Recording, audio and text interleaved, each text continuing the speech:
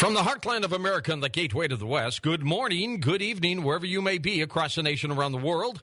I'm George Norrie, and welcome to Coast AM. Next hour, Ray Lynn Allen joins us, Secret Shadowy Groups. Congratulations, by the way, to the University of North Carolina Tar Heels. NCAA basketball champs defeating Michigan State 89-72. Congratulations to all those teams.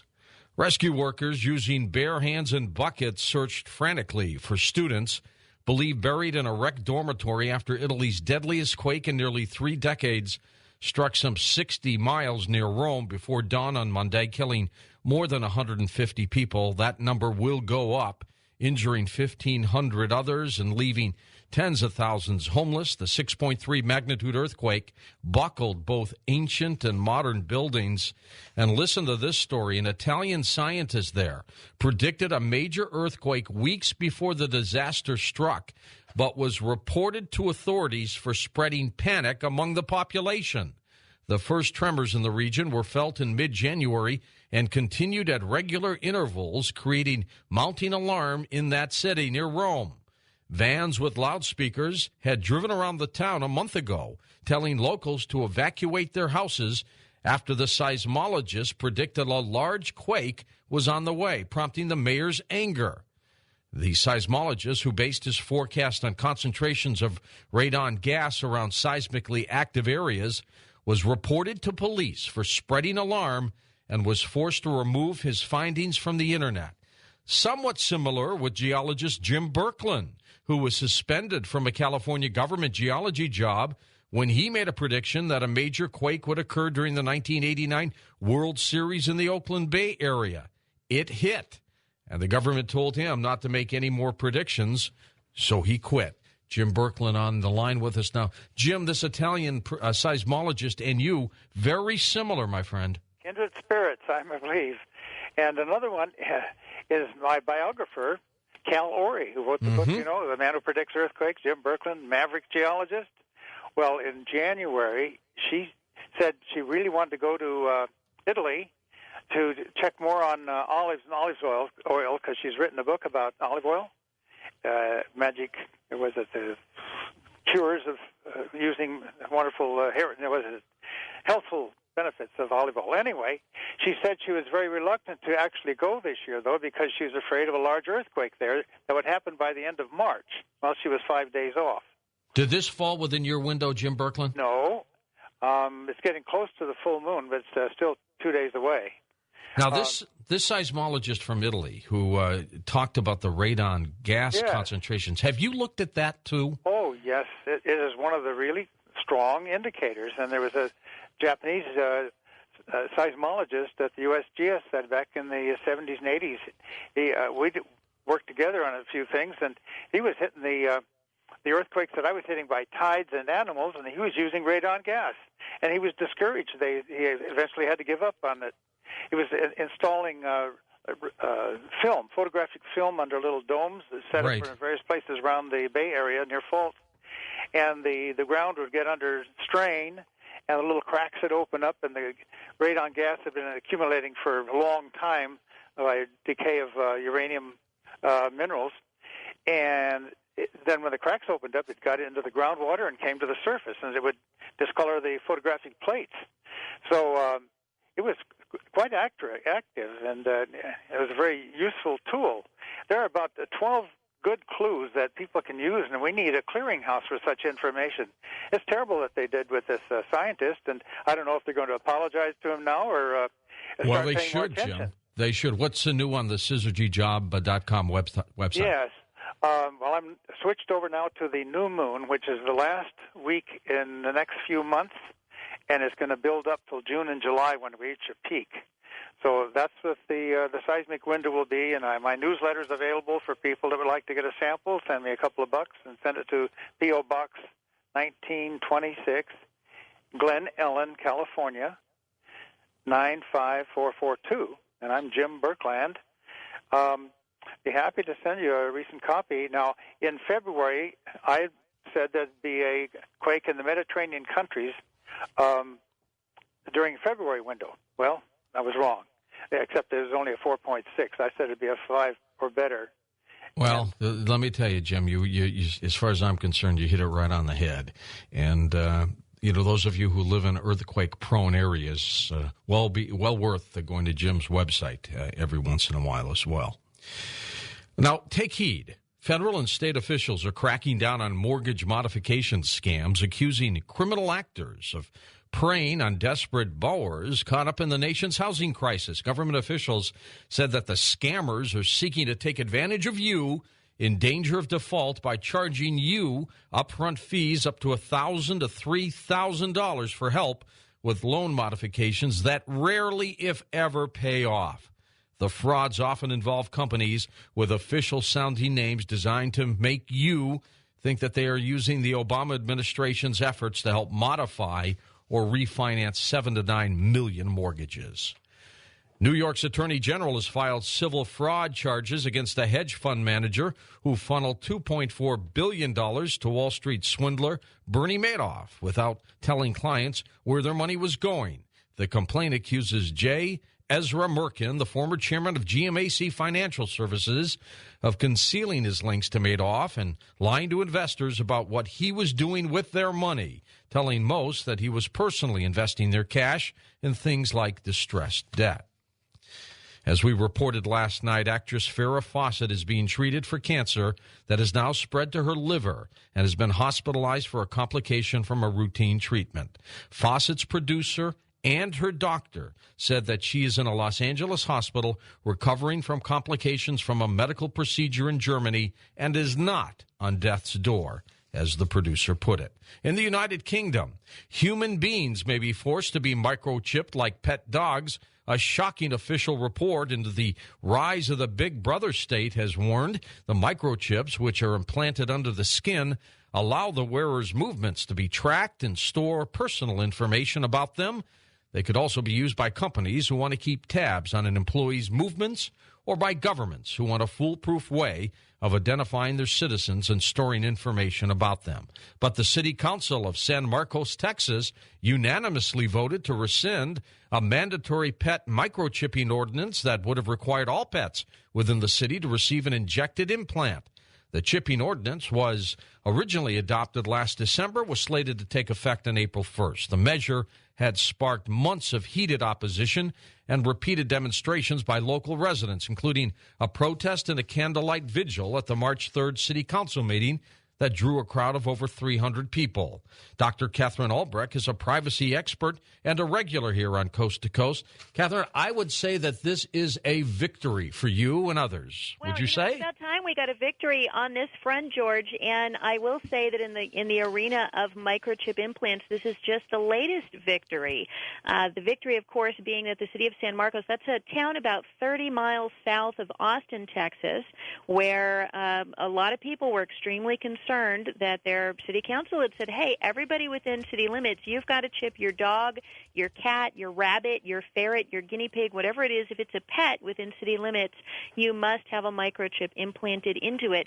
Well, I flew down there to the city of San Marcos back for that March 3rd city council meeting and presented the testimony that listeners here on Coast to Coast know very well because, of course, I've been sharing our Anti-Chips website. We've got a cancer report there and an 80-plus page FAQ available for free on that website that people can check out that show that when you inject these microchips into laboratory animals, that between 1 and 10% of them develop cancer around the microchip. You also know, because it was first reported here on Coast to Coast, in fact, I first discovered this from a Coast to Coast listener, that a dog named Charlie Brown, this was the very cute long-haired Chihuahua, tragically bled to death in his owner's arms in Los Angeles County.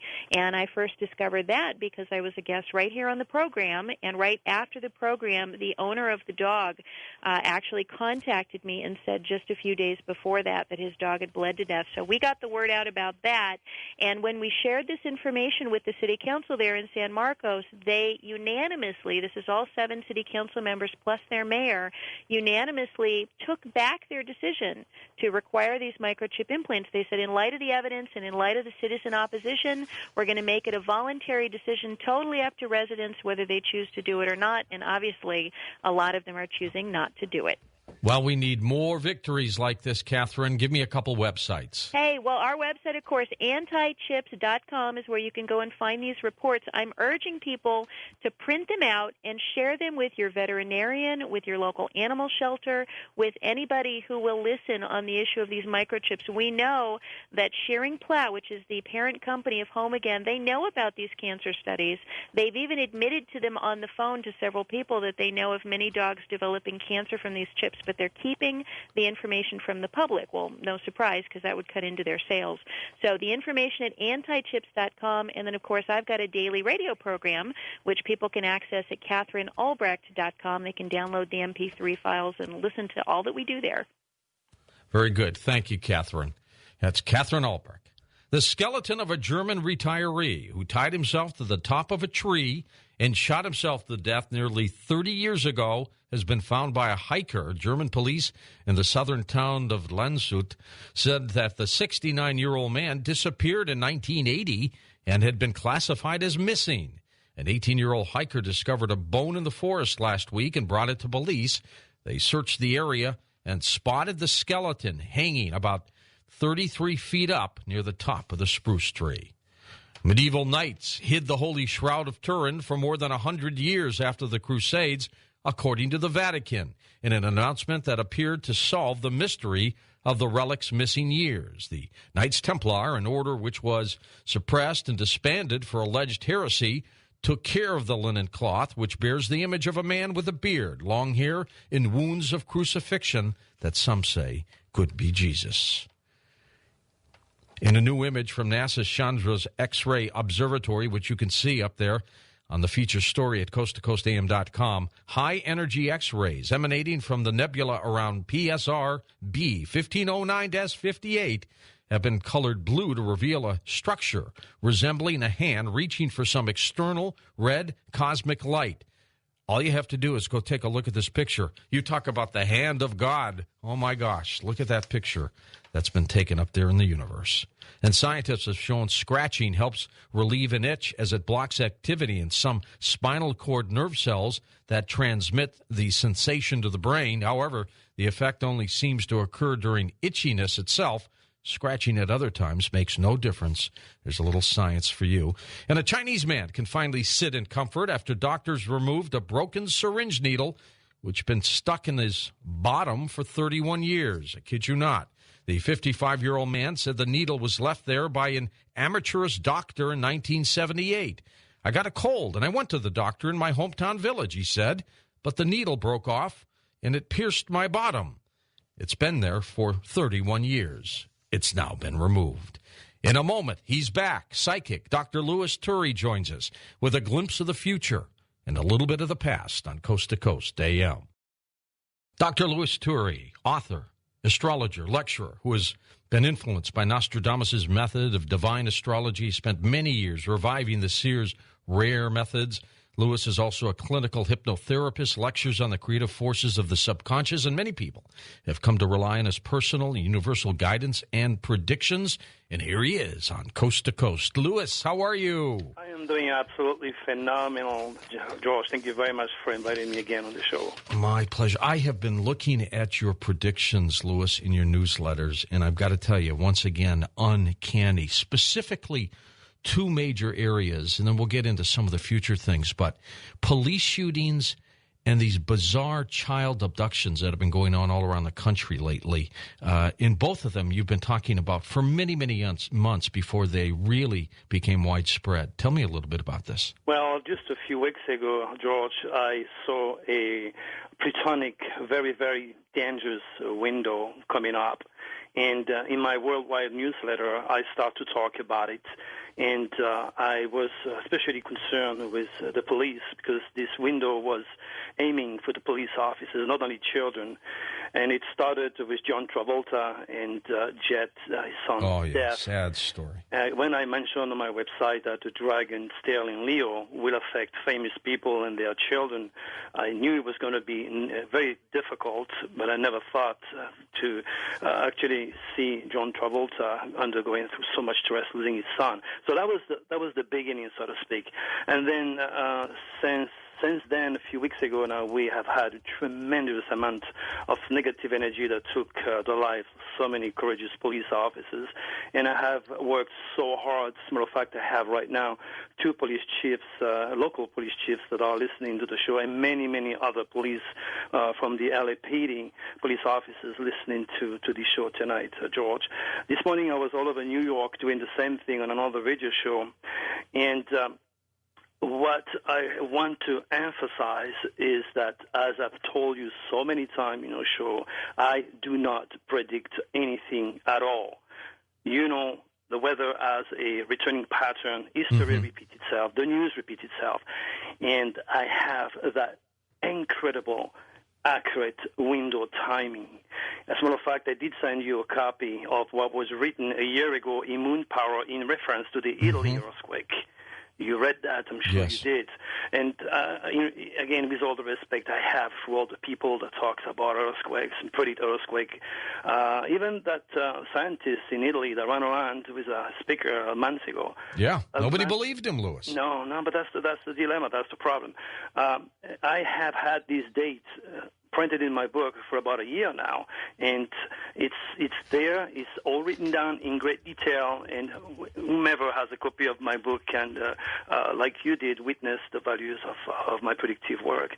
But in many ways, in reference to this police officer, George, it's amazing that I decided to concentrate so hard because I knew this window was going to be really, really difficult. And it is not normal for 4 police officers to get shot. And it is not normal for a lunatic to cut the neck of his little 5-year-old sister. And now, this is totally out of order. And these people have sacrificed themselves, and I hope their sacrifices is not wasted, because I have it, and you know I have it because I have nothing to prove to you or my readers, George. I have offer from my website a set of dates for the entire year. It is so crucial and so very important, not only for the elite of the police force, the LAPD or anything else for that matter, to keep an eye on those dates, but for all police officers, because they will be, on that day, be advised that it is not a normal day at work. These windows will be operational. And those dates, I don't know if you will see some people going. And as a matter of fact, if I may right now, I'd like to give you a couple dates, like I always do. I'd like your listeners and all the police officers out there, please make note. April the 10th, which is next door. We're on the 6th today, right? Yes. April the 10th, April the 25th. Then let's go to May the 8th, and May the 23rd. I'm going to give you only 4 dates, okay? Now, you watch on those dates. If Dr. Cherry does not know what he's talking about, all the police officers and all the law enforcement elites and responsible, please keep an eye on those dates, and you will see that on those days how much the crime rates explode, and how many of your future police officers will lose their precious life because they are not aware of the cosmic codes. Now, I give 18 dates for the entire year, 18 dates out of 365 days. So mathematically, it goes against me. So you will see on those 18 days for the entire year how many times cops are going to lose their life and how many crazy lunatics will make the news by killing everybody around. This is too much. This has to stop. It has to stop. I am absolutely, completely disgusted because people think I'm another Mrs. Cleo out there when I am the most logical, practical, scientific person running the show right here. And I tell you what, I'm using software, the same types of software that NASA used to send the shuttle. Louis, what's going on with people, though? I mean, is it the economy? They're losing jobs. What is causing all of these people to go wacko? Berserk. Well, the dragon stare is a very negative energy. And again, that's a term that scientists will not just yet perceive or understand because they lack all the understanding of the dynamics of the universal code, so to speak. But that can be taught. This nasty dragon's tail operates on the 6 hours of service to the world. It operates on the subconscious level, forcing a lot of people, would it be police officers, would it be criminal, or anybody else for that matter, to undergo some serious psychological changes. And that brings depression. And of course, the economy, the state of the economy, which, by the way, if you recall very clearly, last year I was the first one to mention on your show that America was going to go through a full restructure of the economy. You remember that predictions. This nasty dragon's tail is playing havoc. Now, children, famous people are the target, but normal people are also undergoing this negative. Stay with us, Louis. We'll be right back with you. Dr. Louis Turi, his website, drturi.com. I'm George Noory. Back in a moment as we chat with Dr. Louis Turi, and we'll take your phone calls next on Coast to Coast AM. Did our ancestors come from a planet in the Sirius Tri-Star System? Also, Earth's hidden history, New Age channels, mind control. Ray Lynn Allen joins us next hour. We'll be back with phone calls and more predictions from Dr. Louis Turi on Coast to Coast AM. And welcome back to Coast. I'm George Noory with Dr. Louis Turi. Your phone calls and more with Dr. Turi. Doctor, do you consider yourself someone who developed your psychic abilities, or were you born with it? Well, like every one of us, you have your own gift. I am not. I don't think I am a psychic, even though Mom said that I'm a psychic. I guess it's in me, and it was developed over the years through the study of hypnotherapy and the subconscious creative forces. Okay, let's go to some calls while we continue talking, and we're going to talk about more of these 4 dates that Dr. Turi has given us. Let's go to Salem, Oregon. Don, take it away. You're on Coast to Coast, Don. Hi, guys. How you doing? Good. Louis, I wanted to ask this question of you. I am sure you heard about the 4 police officers that were Indeed, yes. murdered in Oakland, California. Yeah. And the day after, there were people out there, in memoriam for these police officers just doing their jobs. And they left, I think, 7 children behind. And then the next day, the neighborhood came out in support of this guy that was I think he was 4-time convicted rapist of little girls in the same neighborhood, and they were just touting this guy's, what an outstanding citizen he was. And I'll jump off, let somebody else enlist me, and thank you guys. Okay, and of course we had the triple shooting of police officers in Pittsburgh. One was wounded last night, Louis, here in St. Louis. It's all over the place. I know. I'm hearing this also all the time. And as I said, these 4 police officers didn't have to die. Just imagine that. Imagine that, George. The police of the future. There is a call coming through the station. You need to report to these specific addresses because there is a beating happening. A wife and husband, marital disputes. And as the cops are going there, through the computer for the station, they get my software. They get to read immediately the energy that they are dealing with. In less than 20 seconds, they'll be trained to understand the psyche of that person and realize if he's a plutonic or not. Plutonic means a person that looks totally normal, totally sane, that can turn around and blow your brain off in a matter of a second. And there is people out there that walks near us all the time. And this is what the police force need to use that software. But what I'm trying to say, George, and that is really desperate for me. I sent letters to Daryl Gates in Los Angeles, the ex-police officer. Yes. I explained in great detail what would happen with Rodney King in great detail. And I have all these certified. I also signed certified mail to Burr Green, the ex-police chief in San Diego. I give him the exact date of August 15. I cannot remember the year, telling him that he was going to catch on that day the Torrey Pines cop killer, and it did happen. Guess what? None of these police officers, none of them has ever took me seriously, and have done this for so many years. But come the point now where something has to come in, and all these police officers who are dead right now, I can hear them screaming from 6 feet under, please, please, police officers listen to Dr. Cherry because he knows what he's talking about. And I'm so glad, again, George, you give me that phenomenal opportunity to help me in my mission, okay, because those dates that I gave, April the 10th, April the 26th, May the 8th, and May the 23rd, are just 4 deadly plutonic windows. And again, the future be my witness as always. Okay. Now, are these for police officers to be on guard or for everybody? No, only for police officers.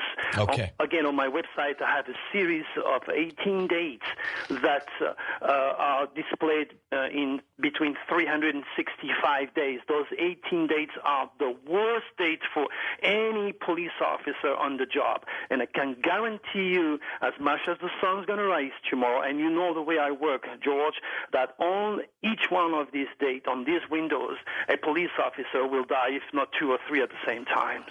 Well, let's say our prayers on that one. Let's go east of the Rockies. Mark in Pittsburgh. Hi, Mark. How's it going, George? Good. Thanks, Mark. I got a comment and a question.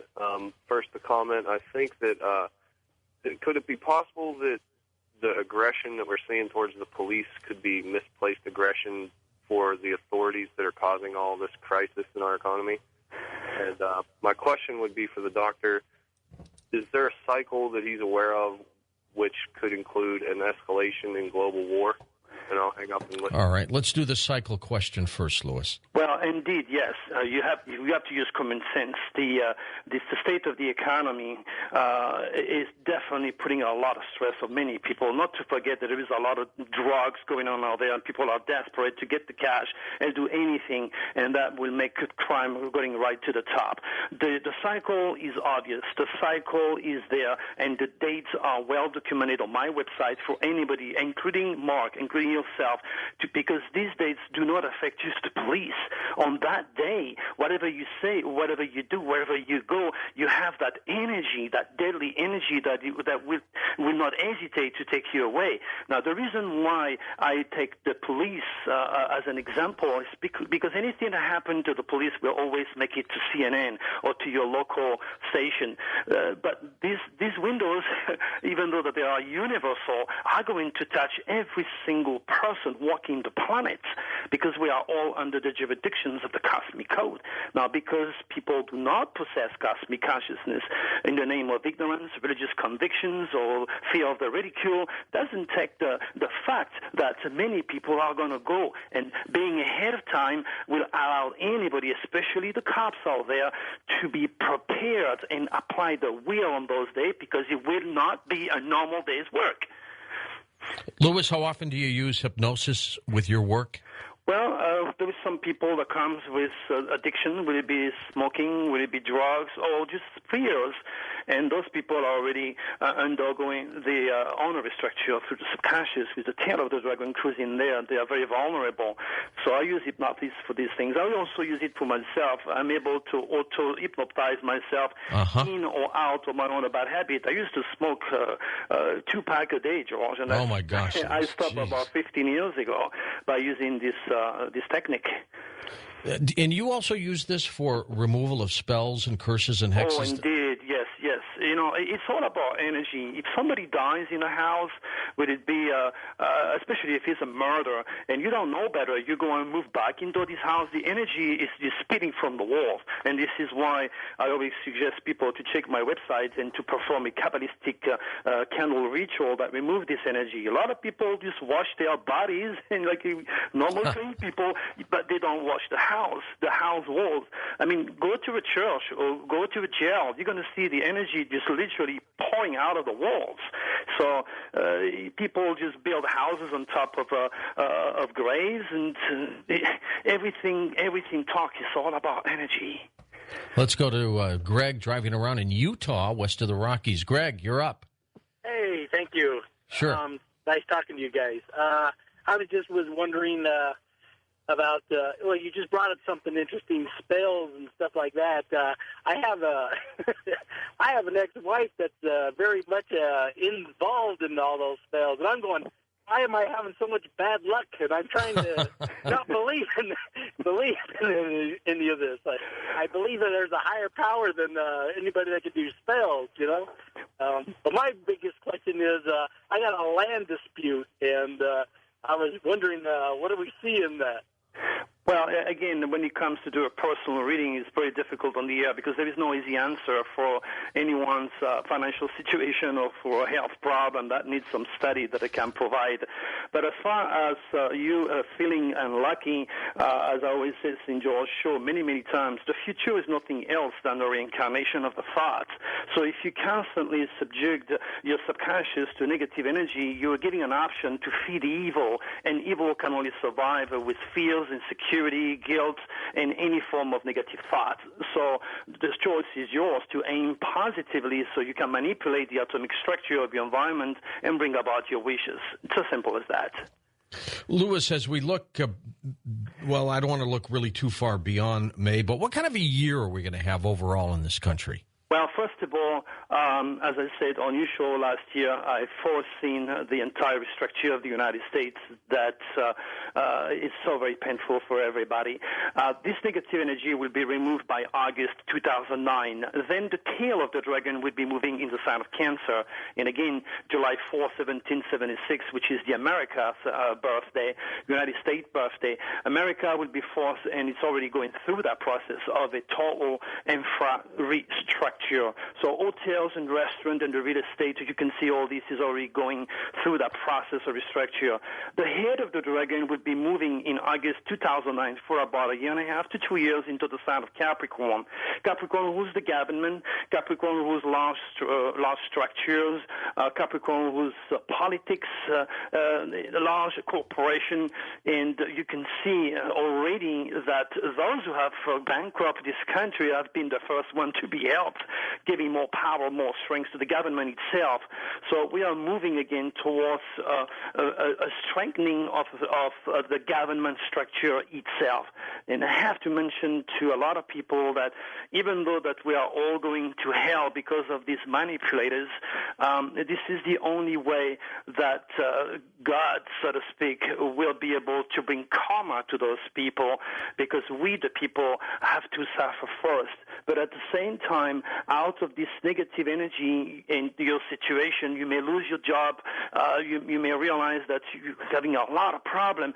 You should be able to think of renewing yourself, pretty much like what happened to me in 1991 when I arrived from Hawaii. I didn't have any job, and the only thing that I had left was to turn my little hobby into what it is today. And my gosh, do I wish I did that before. Yeah. So you don't want to give up, so to speak. The stars are in charge. The cosmic code is in motion. There is a tremendous power above our head which is in charge.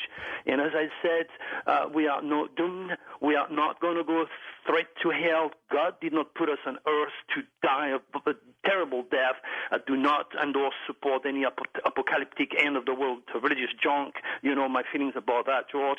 And I know that I trust the human ingenuity, the human will to survive and face anything. As a matter of fact, the future is known as doom and gloom, as people would think. And I see the year 2012 as the golden gate of a new consciousness for mankind, where hope, peace, intelligence, and education will run this world. Let's go to Petaluma, California on the wildcard line. Good morning, Claudia. Hello, gentlemen. Hello, Claudia. Okay, here's my take on all this. Mm-hmm. I was a nurse in Canada way back, graduated in 1960. I definitely see a correlation of the influx of psychiatric therapy and drugs over long periods of time, or if given to people who are alcoholic or malnourished, endocrine upsets, whatever, they're like walking time bombs. And almost every time I read of a mass killing or bizarre whatever, you look in the paper, and 2 or 3 weeks later, as they research the background, you always find psychiatric intervention or long-term therapy. And my question to you is, the word psych means spirit in Latin or Greek, mm-hmm. and yet psychiatry, psychologists say it has nothing to do with the spirit or the mind.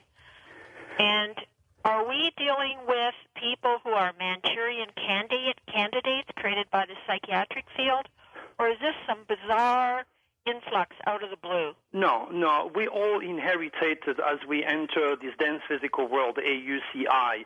UCI stands for Unique Celestial Identity, or a chart.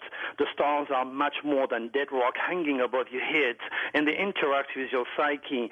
Scientists, psychologists, psychiatrists, pathologists, all these scientists were born with a very logical, rational UCI. Their mental process cannot enter the archetypal realm of consciousness. They need traditional education. They need the fact they are responding to the physical manifestation. They have a problem because they're not advanced spiritually to dwell with something that is perceived as spiritual. So it's just what makes the complexity and the beauty of the human machine. We are also very different. But again, with education and with the right training, the most logical, down-to-earth, practical, skeptical scientist can raise his own vibration and accept the fact when it's on its face. And this is why I generate all these dates for all the police, so that looking at those dates, they will reflect to that show tonight in a few weeks, a few months, or throughout the year, and they're going to say, oh my gosh, this is a little bit too much. So mathematically, they can only agree. So I have to go down to their level, so to speak, and bring them up to something they cannot just yet perceive, if that makes sense to you. Let's go to our first-time caller line, Lewis. Todd is there in Providence, Rhode Island. Hello, Todd. How you doing? I got two questions real quick. I wanted to know what Dr. Turry's take was on his prediction towards the end of 2012. And I heard him talking about transfer of energy, and I was wondering what his take was on, like, reincarnation and his version of transfer of energy. Well, as far as the year 2012, I can only mention again that it's not the end of the world. It's a new birth of the energy of the age of Pisces, illusion, deception, mental control, is getting room, getting away for a much more advanced, highly spiritual type of energy produced by the age of Aquarius. So that's what it is. As far as reincarnation is concerned, my friend, you can be sure that reincarnation is very, very, very real.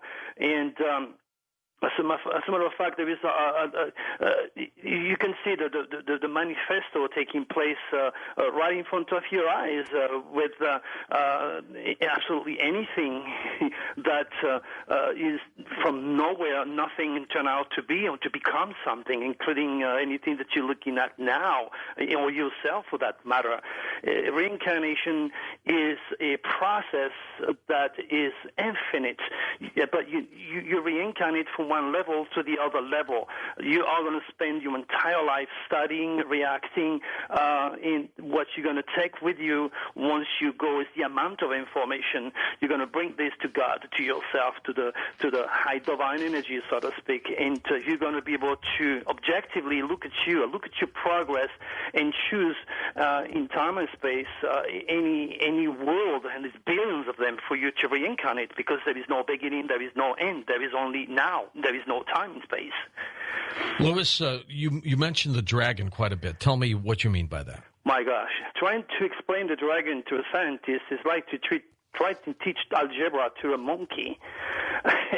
The dragon is coming from the constellation of Draco, and it's a term that I use but again, for any scientist to grasp the dynamics of astropsychology, one has to educate himself not only on the dragon, but in the celestial family, Mars, Jupiter, Venus, Saturn.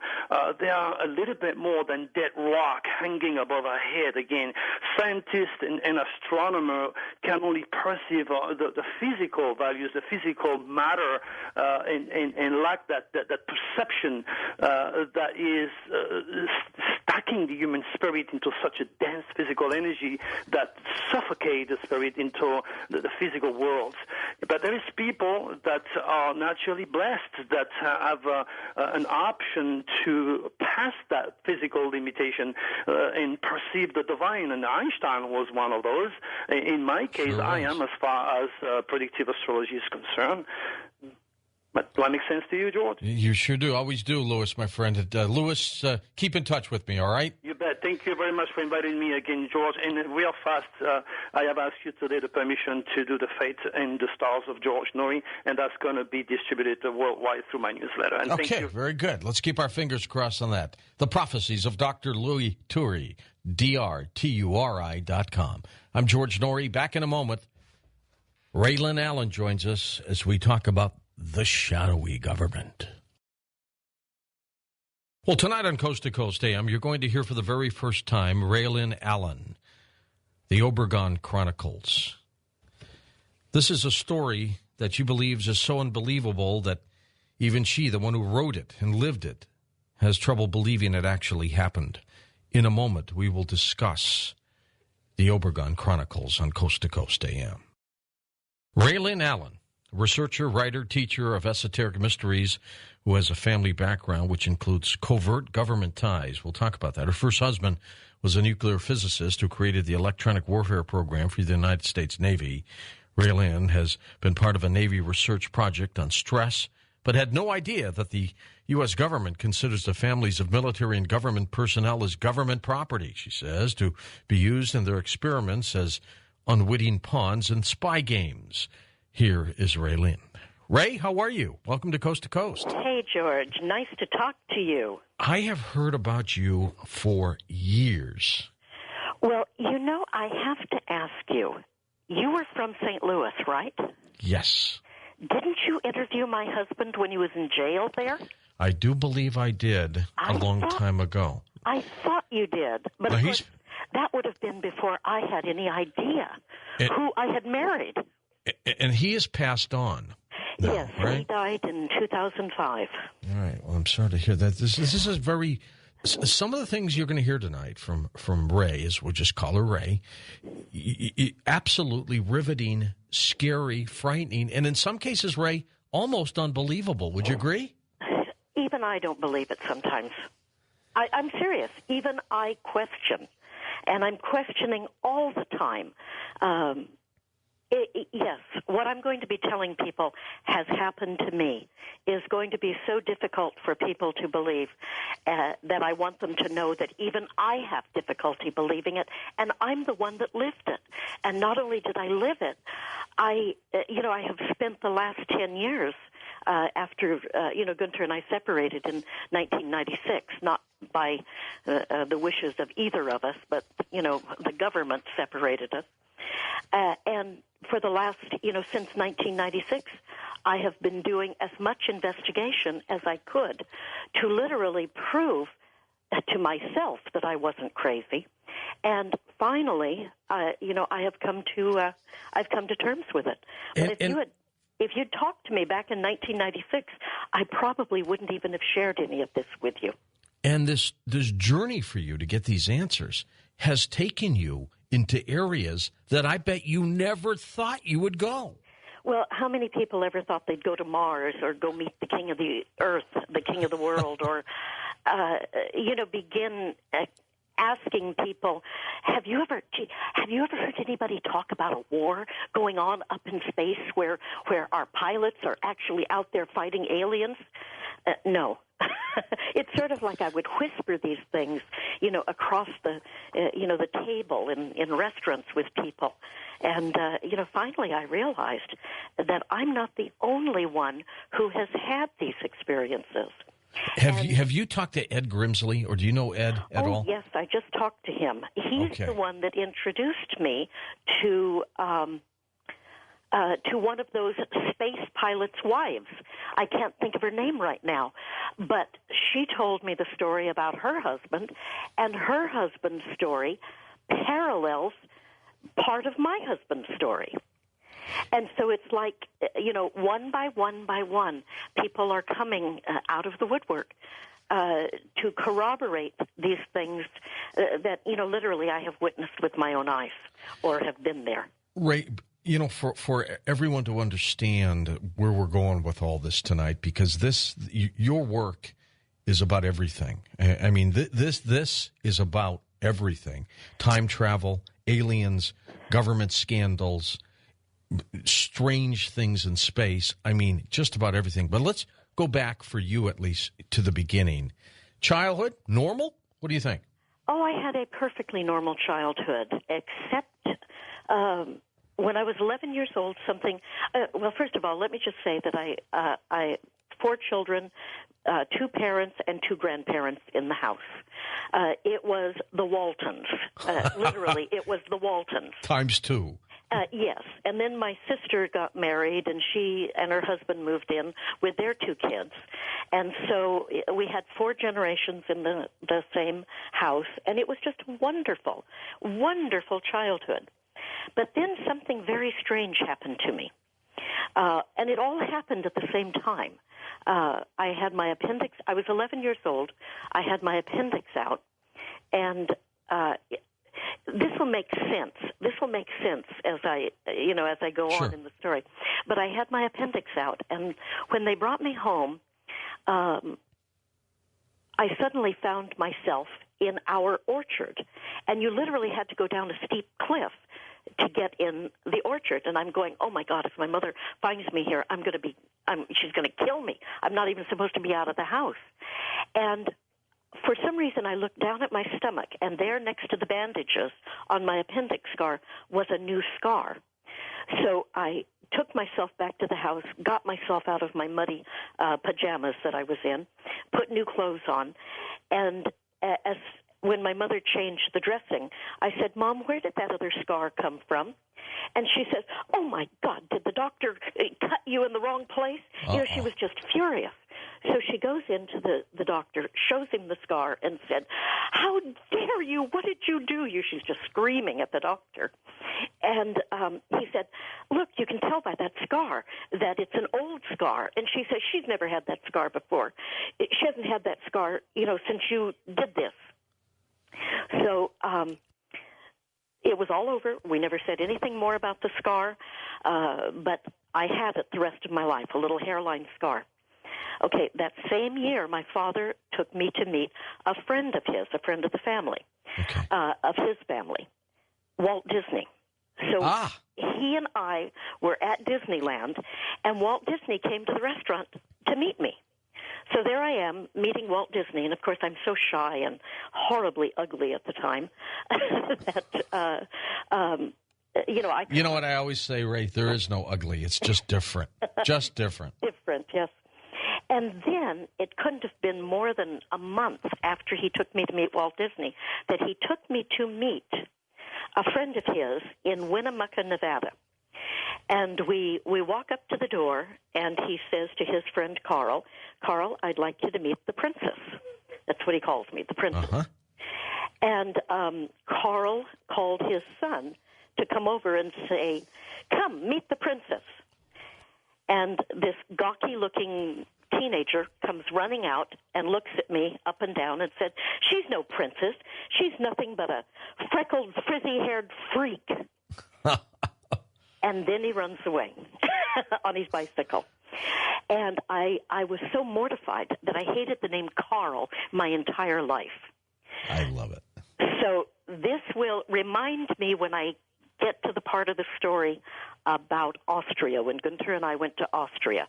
Remind me to tell you what we did in the Glon River, because it's too early to tell you that part now, but it ties everything in. I will do that. Okay.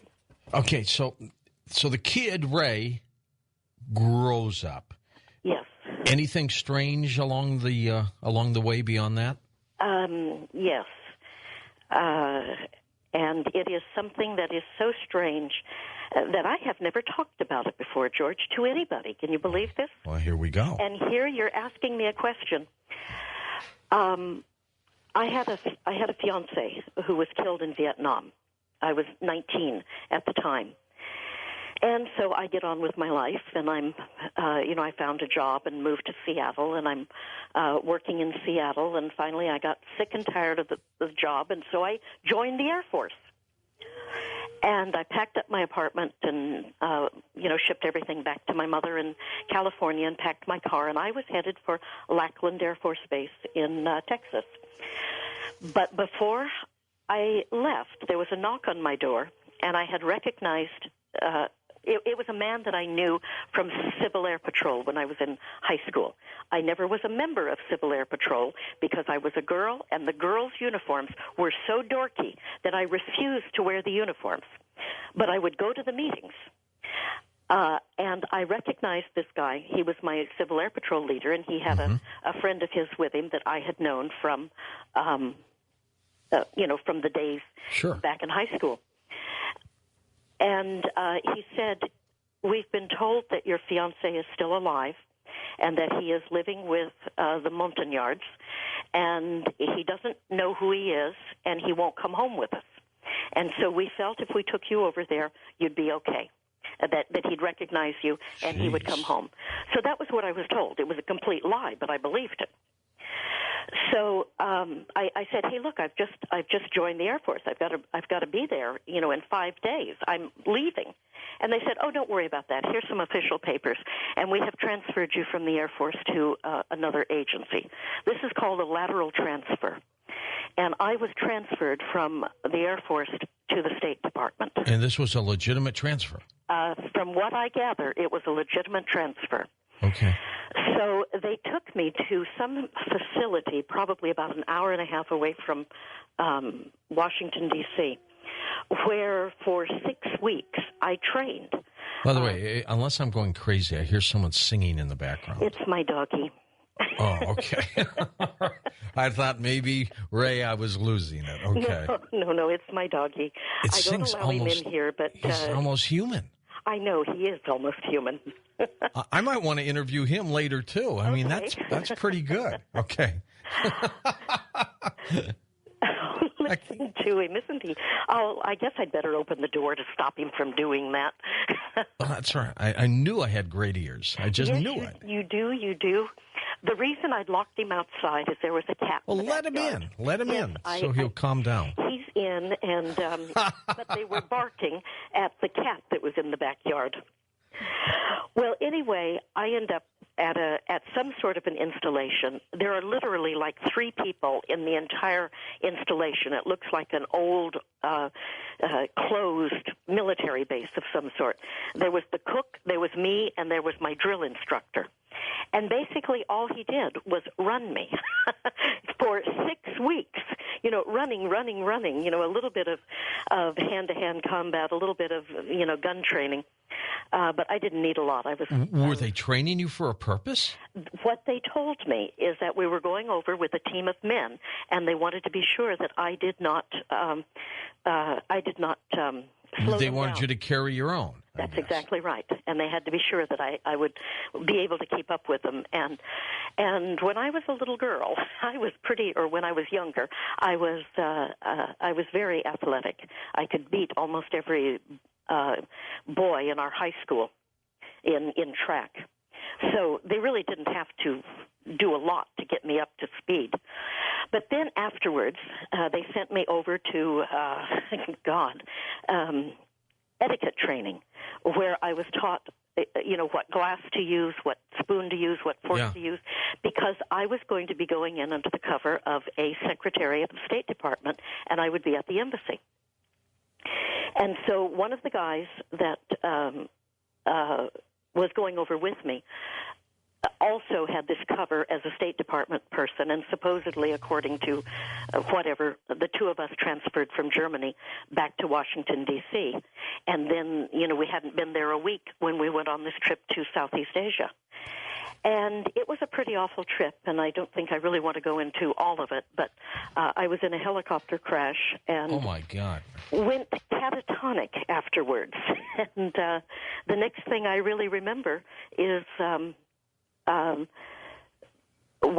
not waking up, but suddenly I'm back in college and living with my parents. And it's sort of like, how in the world did this all happen? You mean you don't remember anything after that?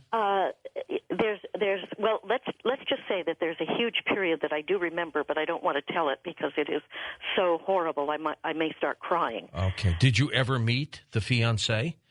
Which was the mission to go, I guess, right? No, the mission was not that fiancé. And I guess now is the best time to tell it. My husband, Gunter, was a POW in the undeclared war in Southeast Asia.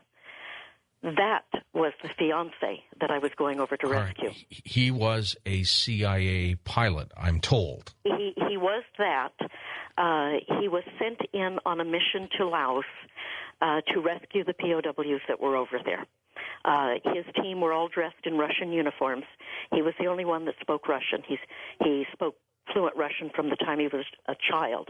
Okay. He was raised in Austria when Austria was broken into the four countries, the four, like Germany. Yep. And so France, Germany, Russia, and the United States each had a part of Austria. And one set of grandparents lived in the American quarter, and the other set lived in the Russian quarter.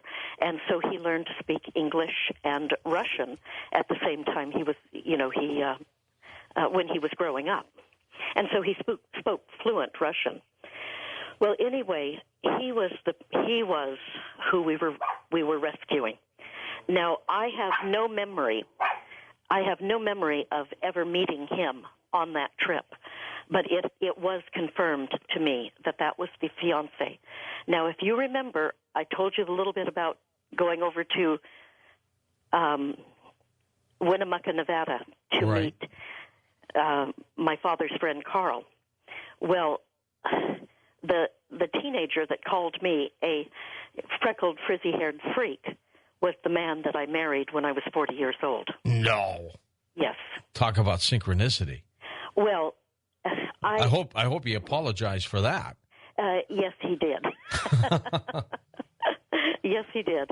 It was one of the most. Well, I've got to get into that story now. We were in Austria. We had just completed the largest transfer of gold in the history of the planet, and we were out at a lodge that his family had owned, and where he had spent a lot of time as a little boy. And he took me to the River Glon, where he loved playing in the River Glon as he was a little boy.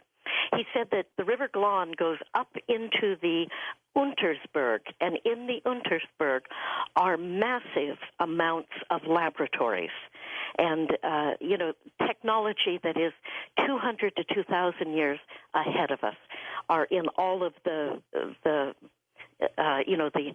underground laboratories that are under the Untersberg.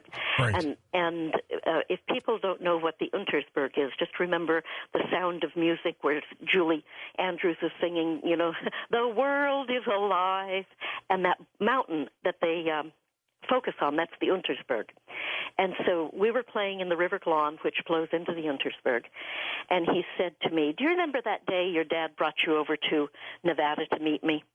And I said, "You're crazy. My dad never brought me to meet you. You're just nuts. What have you been smoking?" It was all said good-naturedly, of course. And he goes, "Freckled, frizzy-haired freak, freckled, frizzy-haired freak." And I just said, "Oh, my God, you're that Carly. One." Oh, my God, how I could not have known that. I knew his name was Gunter Karl Rusbacher. I knew he was called Carly as a little boy, and it was Carly who had called me a freckled, frizzy-haired freak, but I did not put it together. How long did you stay married to him, Ray? Well, we were married 10 years altogether, but we were married in 1989, and the last that I ever talked to him was in January of 1997. In January, he and I had planned on doing a lecture to expose the government mind control projects. Gunter wrote an article called Operation Open Eyes. Well, and I think it's also probably important now for people to know, too, that he may have been part of what was called the October surprise, which some people believe occurred. Other people say it never did. You correct me if I'm wrong, but this had to do with the plot to influence the outcome of the 1980 presidential election between Jimmy Carter and Ronald Reagan. We'll be back. We'll talk a little bit more about this, but this had to do with the release of the 52 Americans being held hostage in Iran. We'll talk about that because Ray's husband, Gunther, apparently was going to be the pilot who was going to get them out. We'll talk about that. You can sign up for StreamLink and get podcasts and special downloads of past programs by going to coasttocoastam.com, and you'll really enjoy it. Also, you can sign up for the free Coast Zone email newsletter by also going to coasttocoastam.com. And welcome back to Coast to Coast. I'm George Noory. Raylyn Allen with us. Raylyn, I want to get into this Operation October Surprise primarily because it'll set the stage for what your husband did and how you came into all these other very strange things we're going to talk about tonight. Now, of course, they held congressional hearings, separate inquiries. They never concluded those allegations that they lack supporting documentation, except the former Iranian president, Bani Sadr, former Reagan-Bush campaign staffer Barbara Honegger, and a number of the hostages all contend that the October surprise was a true story of George H.W. Bush negotiating with the Iranians to have the hostages held back until after the election. And your husband, prior to, you hadn't been married yet, he was going to be the pilot to fly them out. Is that correct? No. He was the pilot that flew the whole negotiating team over. Okay. Richard... Gosh, can't even remember his name now. It's been so long since I paid any attention to that. But George Bush was on the plane, and a whole bunch of different Reagan campaign people, including Jennifer Fitzgerald, who was George H.W. Bush's girlfriend, longtime girlfriend, and she was on the plane with him. And they flew the vice presidential candidate to an airport outside of Paris, Le Bourget. And Gunther and the other pilots went to a hotel to get some sleep. Well, Gunther hadn't been there longer than an hour, and somebody knocked on the door and said, "You're supposed to fly the vice presidential candidate back."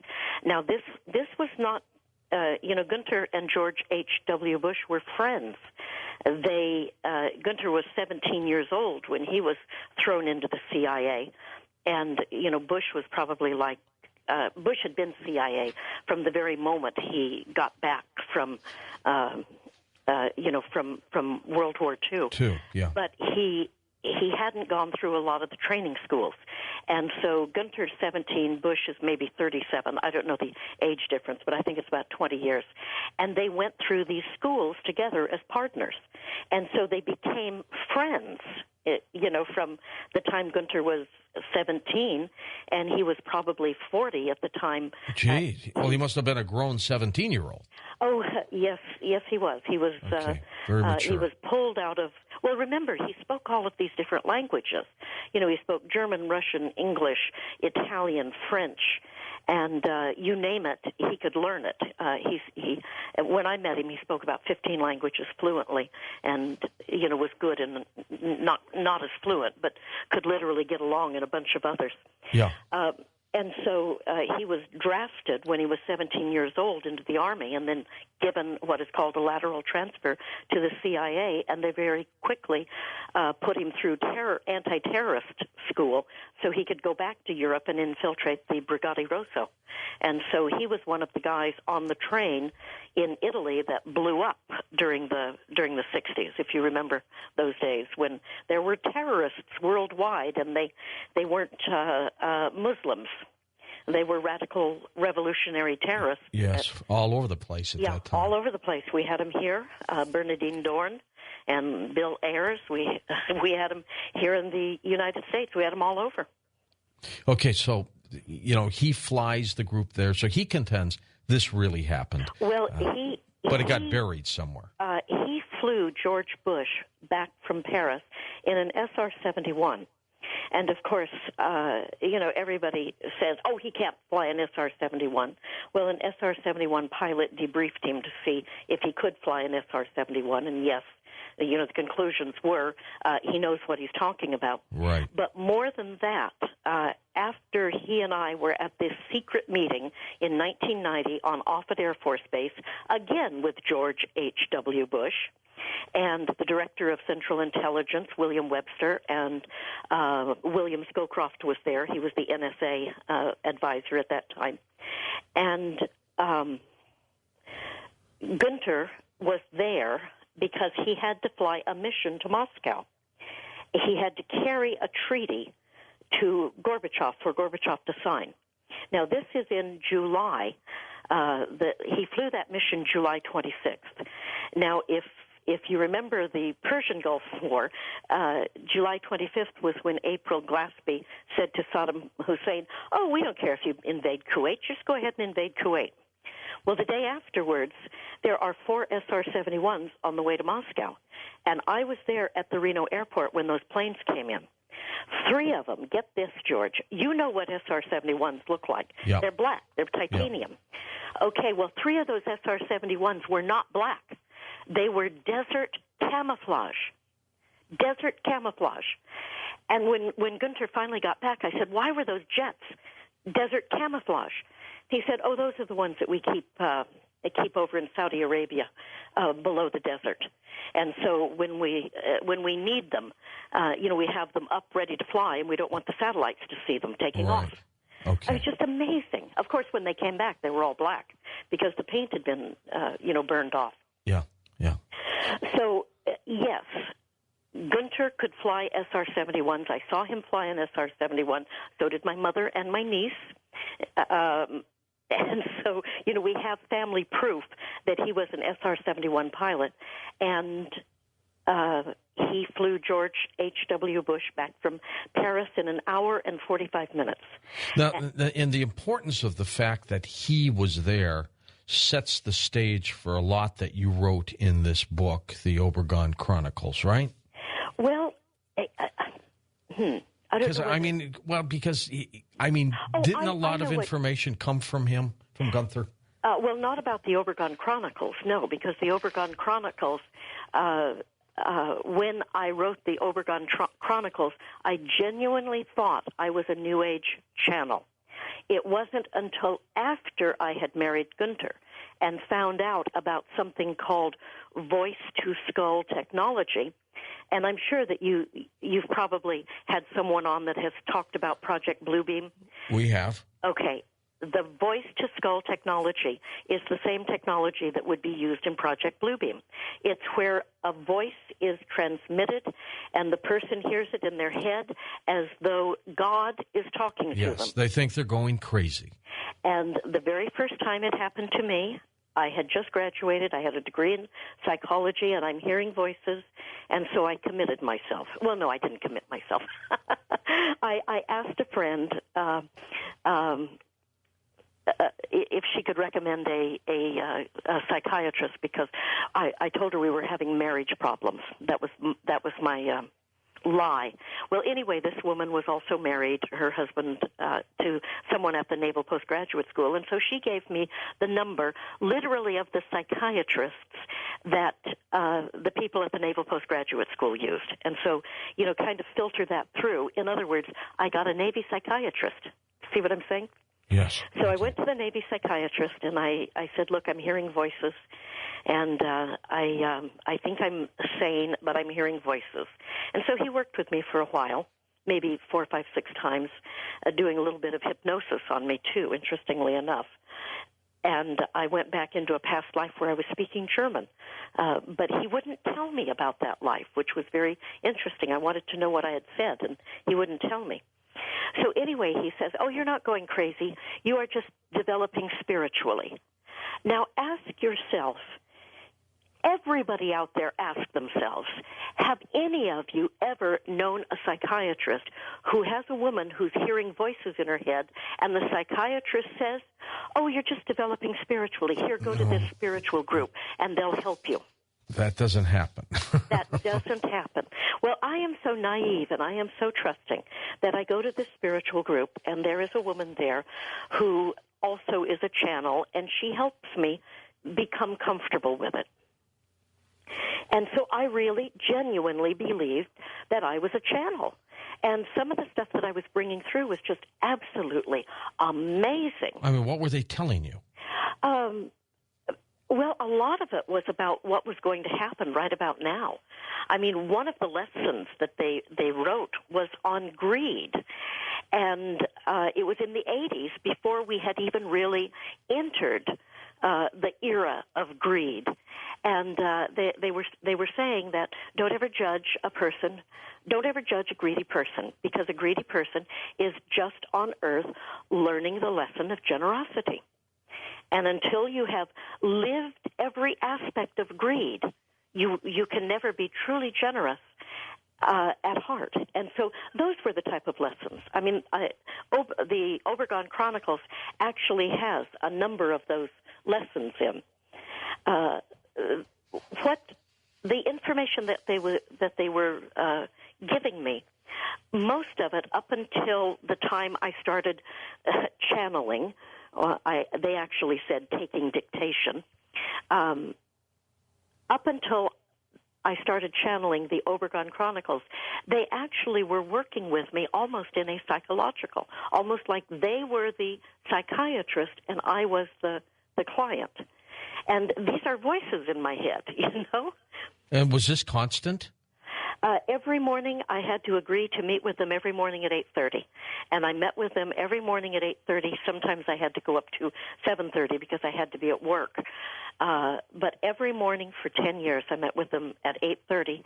And I finally had to stop because of my marriage to Gunther. There was no rhyme nor reason nor time or anything. I mean, when I was married to Gunther, it was just one race, you know, first to get him out of jail, then to keep him alive. And then when he told me that, oh, those stories that you channeled, you didn't channel them, you weren't a channel. This was just all of this technology that we were using because you needed to be the one that released these stories. So he was aware of this kind of technology? Absolutely. Now, I need to tell you, the very first time I ever heard the voices, I'm walking through my house, getting ready to feed the dog and cat, and I hear this voice, and it says, get a pen. We're going to teach you how to do dictation. And I'm going, what? Did I just hear something? Did I have the radio on, television? So I went in, fed the dog and cat, and then I was walking back to get dressed. And the voice said again, we said, get a pen. We're here to teach you how to take dictation. And I'm going, oh, my God, I'm hearing voices. What am I going to do? So I grabbed a pencil and a piece of white paper, and the voice said, no, not a pencil. We said a pen. How did they know that? Well, I'll tell you in a minute. It took me years to figure it out. So anyway, I got a pen. I got a white legal pad, and the voice said, my name is Isham, and I am here at Whitney Portal with Candor. And for all of this time, I thought there were two. Now I realize that it was one person speaking with candor. And, you know, speaking openly to me. Right. Okay. At that time, the admiral of the Navy school that I knew as Sam, and I found out many years later his first name was Isham. So what does that tell you? Well, I don't follow it. Okay, the admiral at the Navy postgraduate school was named Isham. At the time, somebody said in my head, my name is Isham, and I am here with Candor. Ah, okay. Got it? He was the one. He was the one. I've never confronted him with it. Of course, he'll probably deny it, but I'm certain it was him. Ray, tell me about the technology. How does it work? Do you know, I don't know. All I do know is that my first husband, John Dyer, so if I've got any former students, physics students out in the audience, maybe they can tell us how it works. I know that it was developed as part of the electronic warfare program for the government. And I can remember entertaining a group of visiting scientists, and they all sat down at my dining room table, my glass-topped dining room table, I might add, for a formal dinner. And there were these two scientists, one from Hayward and one from some scientific laboratory back on the East Coast. And they were arguing about who was the furthest ahead in their research. And the man was just putting her down like you couldn't believe. And finally, she'd had a little bit too much to drink. She smashed her fist down on top of my glass table. All of the silverware threw up, and she said, if I wanted to, she said, I'm so much farther advanced than you that if I wanted to, I could flip a switch and I could have everyone in Hayward, California on their knees begging for whatever.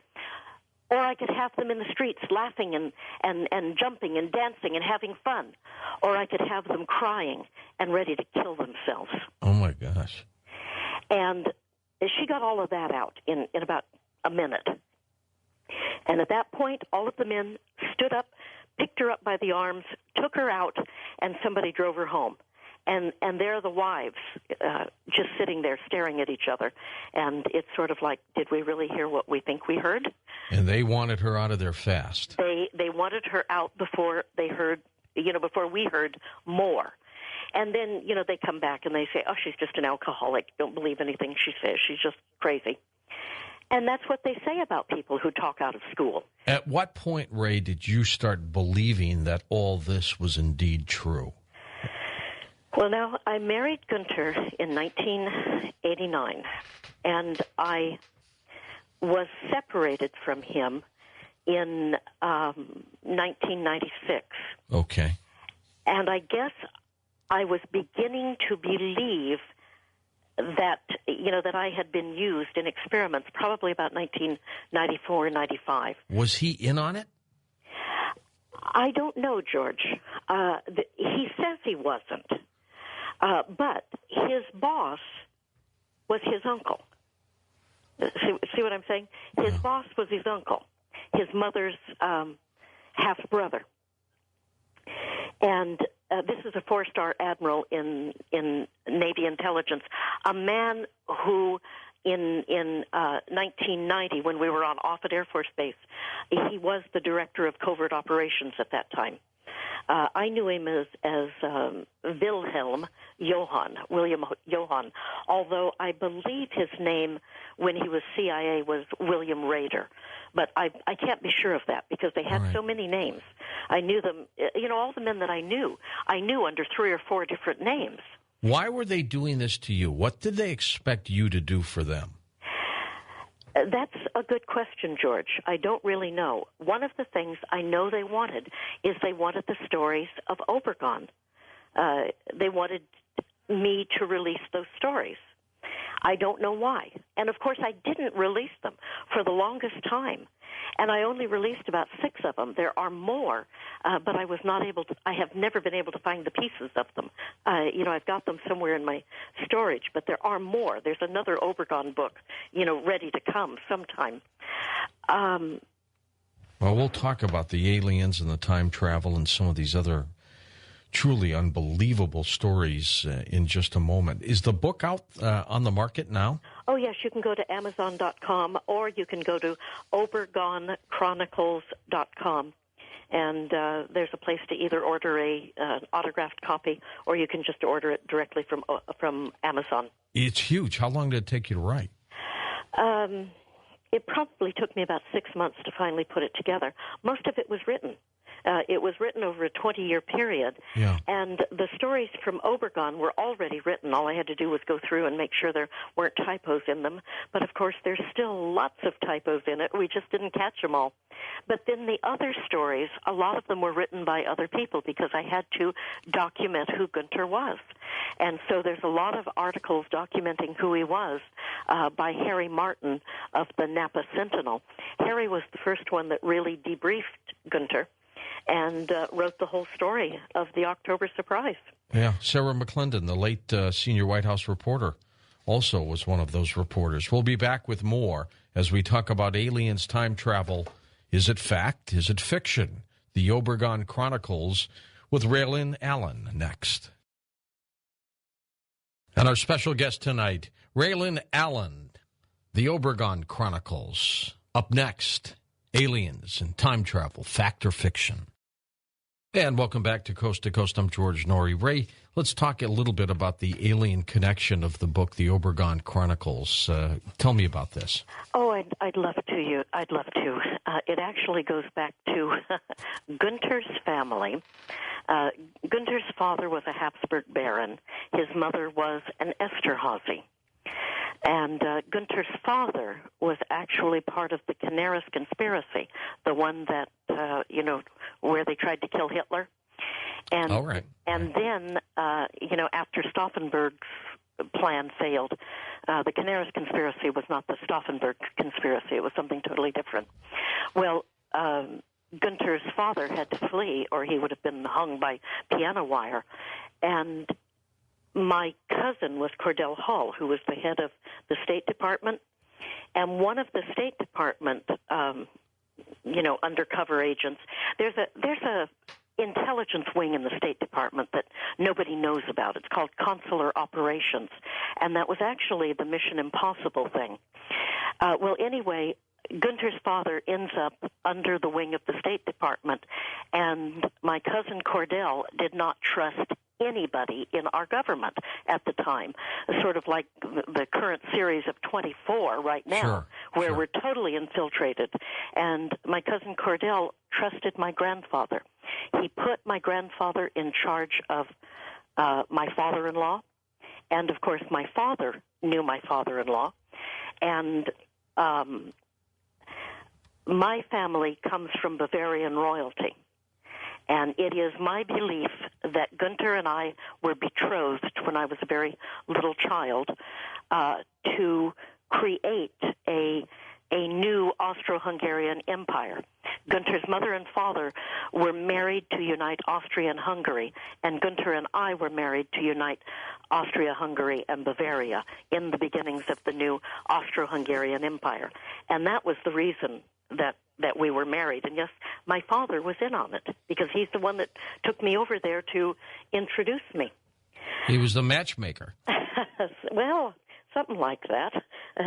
I'm not quite sure if it was a marriage made in heaven, though. But Gunter and I really did love each other. That was for sure. Okay, now get into the alien part of this now. Okay.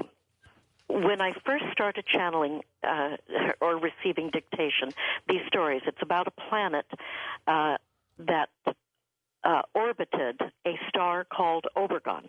The star was named Obregon. The planet was named Obregon. And the star Obregon became a red giant. When it became a red giant, it interrupted the material lessons of the Obregonian souls who were studying on the planet Obregon. And so they went back to what they refer to as the womb of God to wait for a new planet to be created for them so that they could finish their studies on the new planet. And there was an advance team from Obregon sent to the new planet to get it ready for the Obregonian souls.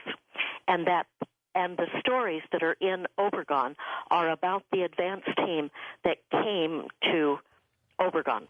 Is this almost like this Project Scorpio that we've heard so much about, where we sent astronauts to them, they sent ETs to us, in kind of like a trade-out? No. I've not heard of Project Scorpio, but no, it wasn't anything like that. the people from the Syrian area probably started coming here about 200,000 years ago, and they had to bring breeding stock, and the breeding stock came from the Pleiades, and the Cherokees. I'm part Cherokee, by the way, and there is a Cherokee legend. I mean, any Cherokee will tell it to you, that they came from the Pleiades and that they were the original breeding stock for the planet Earth, that every DNA is Pleiadian DNA. And that fits right in with the Obergon Chronicles, because the Princess of Obergon was sent to the Pleiades. She was betrothed to the king of the Pleiades, and when she found out that her brother Avalon had totally screwed up everything on Earth, she and her betrothed from the Pleiades were sent to Earth to set back, to put everything back right again. It doesn't look like they succeeded. No, they didn't, because Avalon, when he came here, he brought with him a retinue of rogues. They were pirates. Avalon was, the prince of a very, well-respected family in the universe, and he could do no wrong, and he literally marauded through the universe. He had never learned compassion. He never realized that people have feelings, and that if you torture them or cut them up in little pieces, that it hurts them. He didn't know things like that. Well, and that is what they would do, I would assume, during abductions. Well, maybe. I'm not so sure what abductions are. There's so many. I've heard so many different stories from so many different people about what they are. Sometimes women get implanted, and they become pregnant, and then they have these vanishing pregnancies, and so literally creating a whole hybrid race. There's just so many different stories about the abductions, and I was abducted, but I have wonderful stories about my abduction, and I can tell you about that a little bit later on. But going back to Obergon and Avalon, I had never even considered publishing these stories. I had written them up, and just a very few people had read them. And then, about a year after my husband John died, I'm driving from California to Seattle, and I get so tired that I'm about ready to fall asleep. And so I told my mother, we've got to get off the road, or I'm going to have an accident. And I believe that there was some sort of weapon used on me, because I normally can drive from California to Seattle with no problem. What kind of a weapon? Whatsoever. I don't know. Something that just put me to sleep, made me realize that I had to get off the road, because I went into a hotel, slept for an hour, then my mother and I went down to dinner. And who should be sitting in that restaurant but a naval officer? The restaurant was closed. There were just 3 of us there. Huge restaurant with 3 people. And it was a naval officer I had known from the Naval Postgraduate School. I had known him as Bob, and he introduces himself as Gunter Russbacher. And I said, but I thought your name was Bob. And, of course, his name was Bob. His Navy alias was Bob Walker, Captain Bob Walker. But he makes up this story about how his mother was Austrian and she couldn't say baby, and so she called him my Bobby. And so he made up this story about why he had this other name. Well, after we were finished, my mother went back to the room, and he and I walked into the he went first. And after I had walked my mother to the room, I came back to the bar. And I stopped outside the bar, and I was looking through the window at him. And I heard this voice in my head. And the voice said, if you walk through that door, your life will change forever. And up until that time, I'd been traveling across the country doing workshops in the activated cellular memory method. That's a whole other story. I don't think we'll have time to get into it, but I had a near-death experience, went to a school on another dimension, and they taught me this method of releasing trauma from the physical body. By the way, I was Project Serpo. I said Serpico. in that transfer of astronauts and aliens. Oh, okay. Yeah, it's not one that I'm familiar with, I'm afraid to say. Okay. Well, anyway, Gunther and I sit down. We order drinks, and he does this Templar toast with me. And he reaches up the glass, he puts up his glass and says, once a Templar, and I put mine up and said, always a Templar. And he looks at me and says, how'd you know that? And I said, well, I'm an expert on the Templars. I know everything about them. I lecture at the United Nations on them. And he, narrows his eyes and looks at me and he says, you don't know anything about the Templars. Nobody knows anything about the Templars. Everything you've ever read is wrong. And I'm going, what? Did you see this weekend where the Vatican announced that the Knights Templar indeed hid the Shroud of Turin for about 100 years? No, but I knew that. It's an incredible story. Yeah, I knew that. I know exactly how it got from where it was in Constantinople to Italy. I've been told that story. Well, anyway, Gunther is looking at me, in a strange way, and he just says, everything anybody knows about the Templars is wrong because we have totally hidden our true history. We. And so I'm looking at him, and I go, oh, my God, you're a Knights Templar? And then suddenly, right in front of my eyes, this small-bodied, dark-haired, balding man, sort of looks like Sean Connery, and he turns into Arnold Schwarzenegger right in front of me. Hold on. He turned into Arnold? He shape-shifted right in front of me. He shape-shifted. And the person that he shape-shifted into had a muscular body like Arnold and golden, kind of curly hair. A real Adonis-type person. And so it wasn't Schwarzenegger. He just had the body of Schwarzenegger. And this person says to me, he says, my name is Attalon, and you are my other half. I have searched the combined universes for you for millions of years, and now that I have found you, no one will ever separate us. And when he said that, I just sat back in my chair. What can you say? He quoted a character from the Obregon Chronicles. He quoted things from the Obregon Chronicles. I had never published the Obregon Chronicles. How could he have read it? How could he have known that? And, of course, I thought he can't have known that unless he's Attalon. Do you see what I'm saying? But why are these people after you? George, I don't have a clue. I really don't. Have they ever tried to hurt you? Oh, many times. The very first time I went on the radio accusing George H.W. Bush of treason as a result of the October surprise. And by the way, there is brand new information out on the October surprise. Two of my friends are researchers. They have a document from Rudy Giuliani in which Rudy Giuliani, who was an assistant in the Department of Justice, admits that there was foreign interference in the 1980 election. That means Iran, interference from Iran. But I don't know. The other thing that it sounds to me, Ray, that you may know too much and that they are uncomfortable with that. Well, that's for sure. That was one of the reasons that I started Rumor Mill News. I mean, after Gunther left me, one of the things that he told me right before he left, I think he must have known they weren't going to allow us to stay together. And he said, if ever I am not around you to protect you, make yourself so incredible that you become uncredible.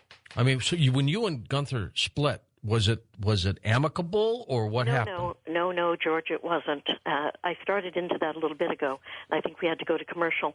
I was giving a lecture. Gunther and I were scheduled to give a lecture in Florida on mind control. Gunther knew everything there is to know about the government's version of mind control. And he disappeared.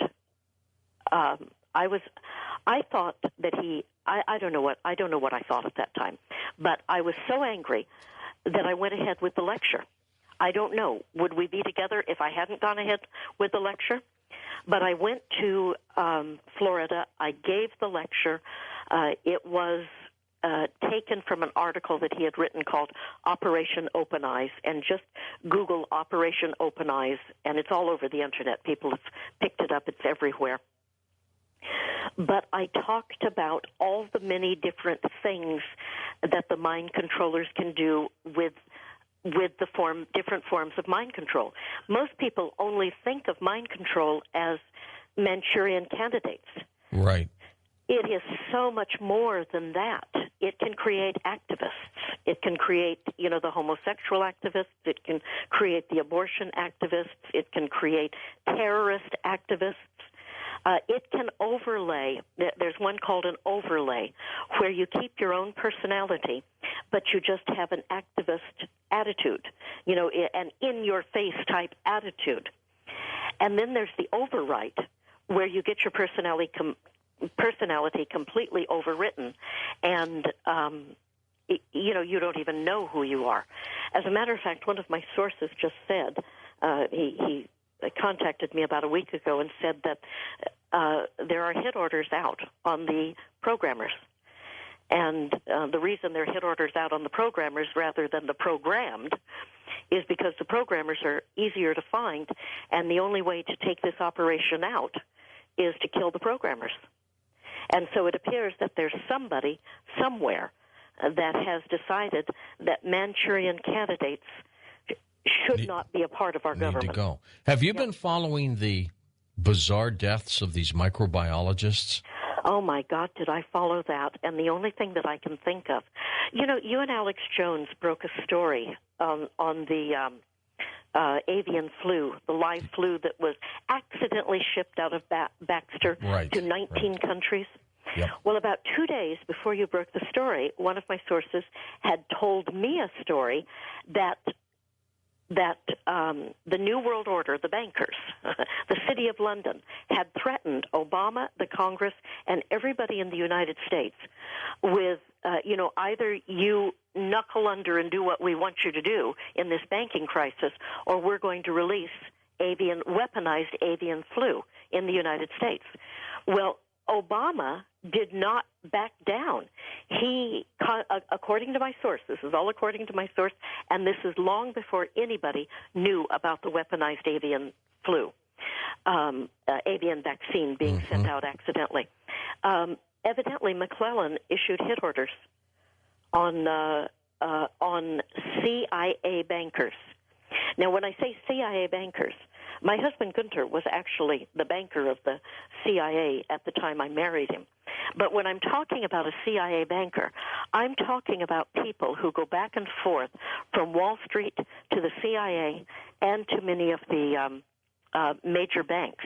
And if you just take a look, like John Deutsch, head of the CIA under Clinton, he was a Wall Street banker before he became the CIA. The CIA, one half of it, there are two parts of the CIA. One is this faction that sort of lives underground. This covert operation. Yeah, the covert operation that is made up of a lot of the people who were part of the conspiracy to kill Hitler. And when all of those guys were brought over here after World War II as part of Project Paperclip, everybody thought they were all Nazis. Well, not all of them were Nazis. Some of them hated the Nazis, hated everything that they stood for, because they believed that Hitler was a product of the City of London, the international bankers that we call the New World Order or the Federal Reserve. Well, they did prop him up in the earlier stages of his regime, didn't they? Yes, and I know a fellow that absolutely has documentation where he can put Hitler over at Tavistock, the Tavistock Institute, learning how to do all of that neuro-linguistic programming that we saw that got Barack Obama elected. That type of talking to people. I mean, Hitler was mesmerizing. And that's what people can be taught how to do using a form of neuro-linguistic programming. Stay with us. We'll be back in a moment on Coast to Coast AM. We'll talk a little bit more about this shadowy group when we come right back on Coast to Coast AM. Raylan, there's always been talk that the shadow government would like to reduce the world's population from 6.5 billion down to 500 million. Have you come across any of that in your research? Oh, absolutely. And that's not the shadow government. The shadow government, I consider the good guys. The people that want to do that, that's the New World Order. They realize that they're losing control of us. People are becoming well-read. They're understanding that there's this group of people that want to keep us literally in subservience so they can do anything they want on the earth without having anything to do with us. And yes, that is a very, very real possibility.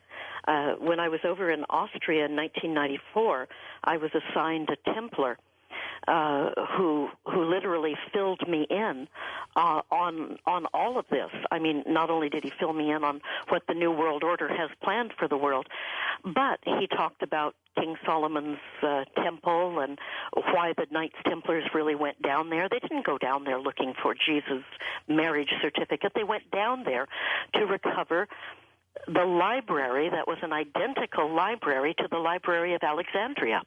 And it was in a hermetically sealed room underneath the temple, and the Romans didn't know it was there. And so when the Templars went down, they built their stable over it, and they were able to, take the gold. There was a very special type of gold, white gold, that was also underneath the temple. Mm-hmm. They were able to take the gold back. They were able to take the scrolls and all of the other things that were there. They went into the salt mines near Salzburg, and that's where they stayed probably until maybe a few years ago, when Austria built this Stiefel, a library that goes down, about 40 stories below ground, where even a nuclear bomb couldn't destroy them. But this Templar that was telling me all of this history, in kind of an aside, he said, "Oh, you know those Obregon stories that you wrote down?" He said, "We found them in King Solomon's tomb, or in King Solomon's temple. They were part of the library. Those stories were part of the library. And those were the stories that were given to me. And when I met Gunter, he tells me that he is the other half of my immortal soul. And, of course, then after everything the government... And this is beyond your soulmate, right? Oh, yeah, this is beyond my soulmate. I mean, a soulmate is just somebody that walks the same path with you. According to the Obregon Chronicles, Gunter and Raylan, pronounced a little bit different from Raylan, but very close to my name. And so Atalon and Raylan were two halves of the same soul. They were created separately, and they would merge together at some point to carry out some major mission, way off in the future. And so, but that Templar over in Austria, he was the one that truly brought me up to speed on everything. And, I found out about the Federal Reserve being a private bank and owned by this 5-mile square section of London, which is where all the international bankers have their offices. It's called the City of London. Ray, let me ask you this before we start taking calls with you. Are you still getting bombarded by this electronic mind control? I don't believe so, no. I was, up until 1990, I was still receiving messages up until 1990, and when I found out it was mind control, I just said, the heck with this, I'm not your guinea pig anymore, and I just completely turned my back on it. But, George, as I have gone on and on and on, I meet other people who channel such absolutely wonderful, beautiful things that I have to say, is it real? I mean, because I do believe that some people really do channel information. And so there are people out that I think really are messengers from another dimension. All right, let's go to Springfield, Missouri, east of the Rockies. Deborah, you're on with us on Coast to Coast. Hi, Deborah. Hi, George. Hi, Ray. Hi, Deborah. I had a life-altering experience, and it had to do with a walk-in, and I was wondering what your take was on people that call themselves walk-ins. Well, that's a very interesting thing because many people thought I was a walk-in after my near-death experience in 1984. This was 5 years before I married Gunter. I think some people genuinely are walk-ins. I can remember assisting a woman that everybody thought was brain dead, and my little group and I loved this woman. We decided we weren't going to let her die. Well, when she came back, she was not the same person. I mean, she didn't die, but she wasn't the person that we knew before. She didn't know her children. Right. She didn't know anybody. She was a totally different person, a nice person, but a totally different person. And I think she was a walk-in. Huh. All right. Let's go to Jim, Baltimore, Maryland. Welcome to the program. Hi, Jim. First-time caller. Yeah, hi. I was wondering if you could tell us any more about this voice-to-skull technology, how it works, how can they see what you're doing, how can they hear you when you talk back to them, and is there any way for targeted people to block out this technology? Well, there is a Faraday cage, and I have many people who tell me they sleep inside Faraday cages. Explain what that is to those who don't know. A Faraday cage it's metal. And you literally sleep inside a metal box. It blocks electronic and electromagnetic waves, right? That's exactly what it does. Now, so this bombardment, one, how do they know? Well, what he was asking, how do they know what you're doing? Well, my house... Like the pen-pencil thing. Yes, exactly. My house had one whole wall that was picture windows. And we lived in a forest, but it never occurred to me that if you were in an apartment across the hill and had binoculars, you could see every single thing that I was doing in my house. And that's how they saw it with me. They were just in one of those apartments with binoculars, and they'd probably put microphones in the house. For all I know, my husband rigged up the microphones in the house. Do you see what I'm saying? Because I'm not sure that my first husband wasn't in on all of this, from the very beginning. And so in my case, I think they were physically watching me and physically listening to me. Were you an experiment, maybe? No, I don't think I was an experiment. And the reason I don't think I was an experiment is about 20 years before me, at the same institute, the Naval Postgraduate School, a captain's wife was the experiment. And there were probably a lot of other people besides her. But she actually wrote a book about it. And what she went through was a heck of a lot more difficult than what I went through. I mean, they would even play with her in a sexual way. They were able to heighten her sexuality so that she was literally just about ready to attack every man that she saw. Huh. And I only, I loaned my book out and never got it back. And so if anyone ever finds a book, I can't remember what it was titled, but by the time they got around to me, it was perfected. And they knew what they were doing. And you think it's still being used? Maybe not on you, but on others? Oh, I know it's being used. There's a woman called Eleanor Williams, and she's got a mind control site where everybody in the world comes over who has ever been a subject of mind control, and they talk about it. They're on that site. And there was a time that I honestly thought that almost everybody I knew had been used in some sort of a mind control experiment. It is so widespread, and it is so different in its in the package that it comes in. I mean, we can look at television and we can call that mind control. We can call the music mind control. So it happens in so many different ways. I mean, even if you're listening to the radio sometime and you hear these noises that you don't even know what they sound like. They're like high beeps. Gunter told me those are bursts, and those bursts could be an hour of recorded information shrunk down to something that just is a squeak. But the person that is sitting there in the audience listening to it will literally get reprogrammed from that burst. We didn't get into time travel, which is also in the Obregon Chronicles. Oh, Tell boy. me about that. Well, I wrote about my trip to Mars. And now let's talk about that for a moment. The man that took me to Mars was this man who was Gunter's boss, the director. And how did they take you? I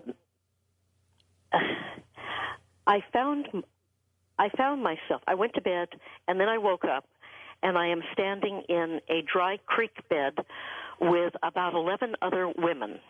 And then out of another dimension appears a craft. It's round, and the outside of it is metal, a goldish color metal, kind of maybe copperish color metal.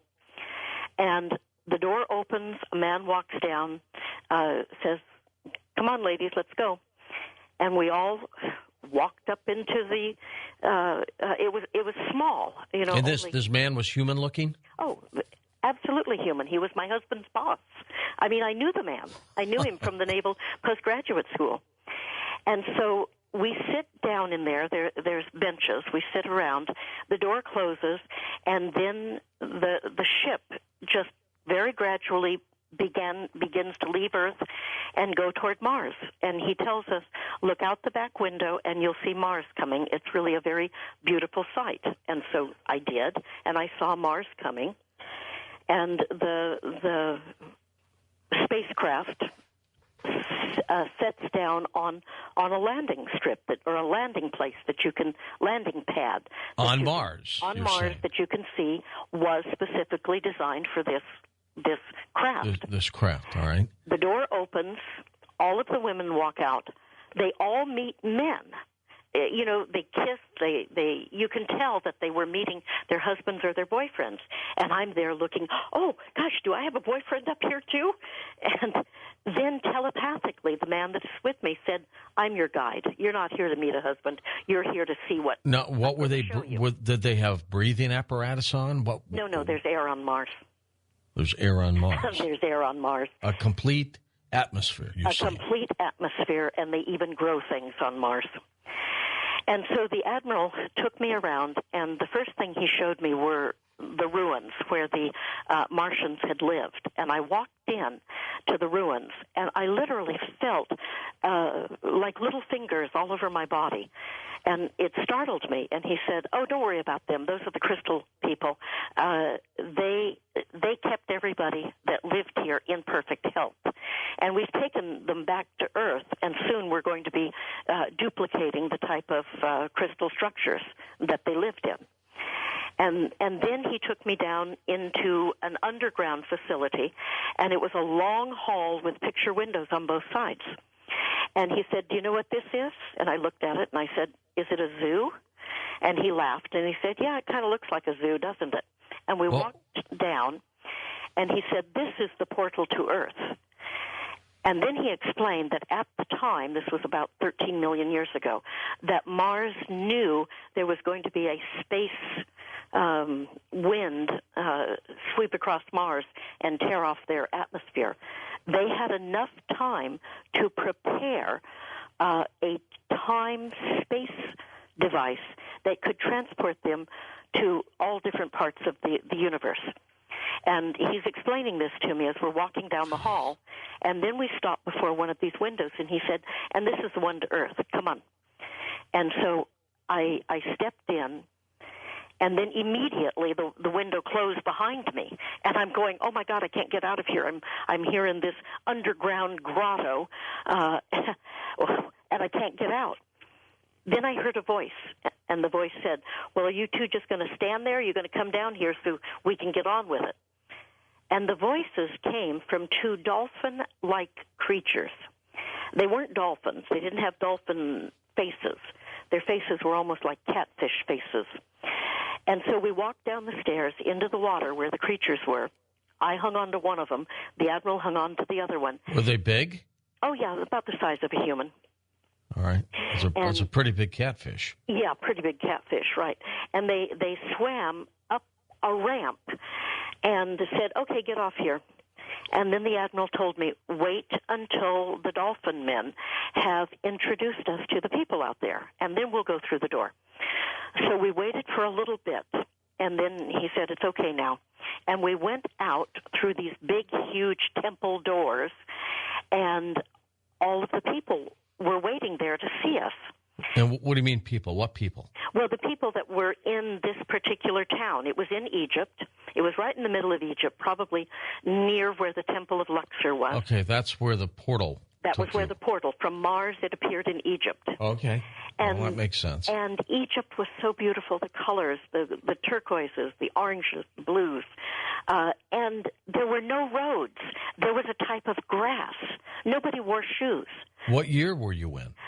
50,000 years ago. All 50,000 years ago.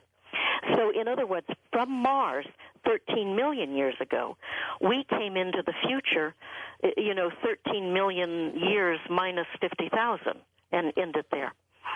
And were they the builder of the pyramids? I believe so. I believe that I believe the Martians were the builders of the pyramids. Yes, and I have no idea what they brought with them.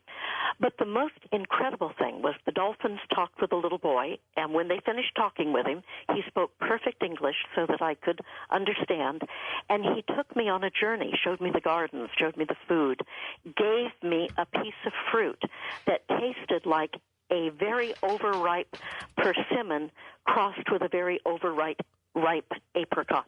It's the most wonderful thing I had ever tasted. And then it was over, and the Admiral, somehow we got from there to a ship. And the ship is hovering over my condo, and the Admiral says, close your eyes. And I'm in a tractor beam. Well, I didn't close my eyes. I opened them and watched while the tractor beam put me back into my bed. And I always kept a dream journal. I jotted down a bunch of notes because I believe they had a program put in me to make me forget it. And by the way, did you know that the word Cairo from Egypt, Cairo, means Mars? I had no idea, no. Yeah. Doesn't that add to the conspiracy even more? Absolutely it does, yes. Yeah. Well, when I woke up the next morning, I saw all of this information, and one of my girlfriends was staying with me. And I said, Ruby, come in here and look at this. And then I threw back the sheets of the bed, and I said, and look at that. There's red dirt in my bed. And I had red dirt on my feet, and I had red dirt on the bottom of my white nightgown. The travels of Ray. Stay with us. All of you who have been on hold will get your calls when we come back in just a moment on Coast to Coast AM. All her websites, all of them are linked up at Coast to Coast AM. If you need to email me, that's George at coasttocoastam.com. I'll be back. With Ray Allen, our special guest, we'll take your phone calls with her next on Coast to Coast AM. And welcome back to Coast to Coast. Let's go back to Ray, and we'll take your phone calls as well. Ray, of everything you've investigated, what scares you the most? Oh, gosh. I think, George, after you have died and come back to life, and after you've been out there, in the universe, realizing that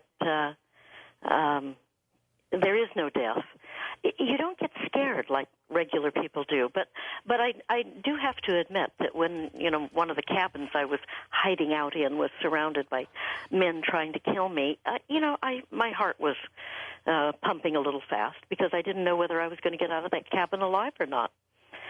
So, but anything scares me? Just the normal things that scare most people, like if a bear is attacking me, I think I'd get a little scared.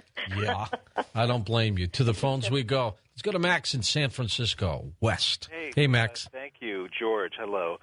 Ray, great story. I really want to read your book. You mentioned earlier about a gold transfer in Austria, and it was huge. So I wanted to ask you if this, what I'm about to ask you, relates to that soldiers from Fort Chaffee loaded a lot of gold onto trucks and rail cars, and it all went to London. Half of it went to Chase Manhattan Bank, and it cleaned out Fort Knox. Mm-hmm. In 1980, a story broke by the Canadian Broadcasting System that men were caught, workers were caught with gold paint leaving Fort Knox, and then the story went away. I'll take my answer off the air, and a great guest you are. Thank you. Yes, they did steal all of our gold out of Fort Knox. It's been empty for years and years and years, but I think it's full now because the gold transfer that Gunter and I were part of in 1994, we had an agreement that we would take out 1,500 metric tons of gold, and that was the Austrian treasury that Admiral Wilhelm Canaris had stolen back from Hitler during World War II and literally shipped to Paraguay, and afterwards it was shipped to Austria, or to the Philippines, and hidden there with gold that has been hidden there literally since Lemuria went down. There's more gold on Earth than anybody can imagine, and from what I have been told, Earth is a planet that continues manufacturing gold just like it continues manufacturing oil. But the rest of the story is, even after Gunter is supposed to have died, there are sightings of him in the Philippines and his signature on papers transferring over the rest of the gold, which would the amount would be 500,000 metric tons. And 2 years ago, I was told that all of the gold had been transferred from the Philippines and was in the treasuries of 20 countries. Now, I was told that before there ever was a G20. In other words, 20 countries at this meeting. I'm suspecting, I do not know for sure, but I'm suspecting that the gold that was part of that gold transfer from the Philippines to these countries is going to be what puts us back on a gold standard.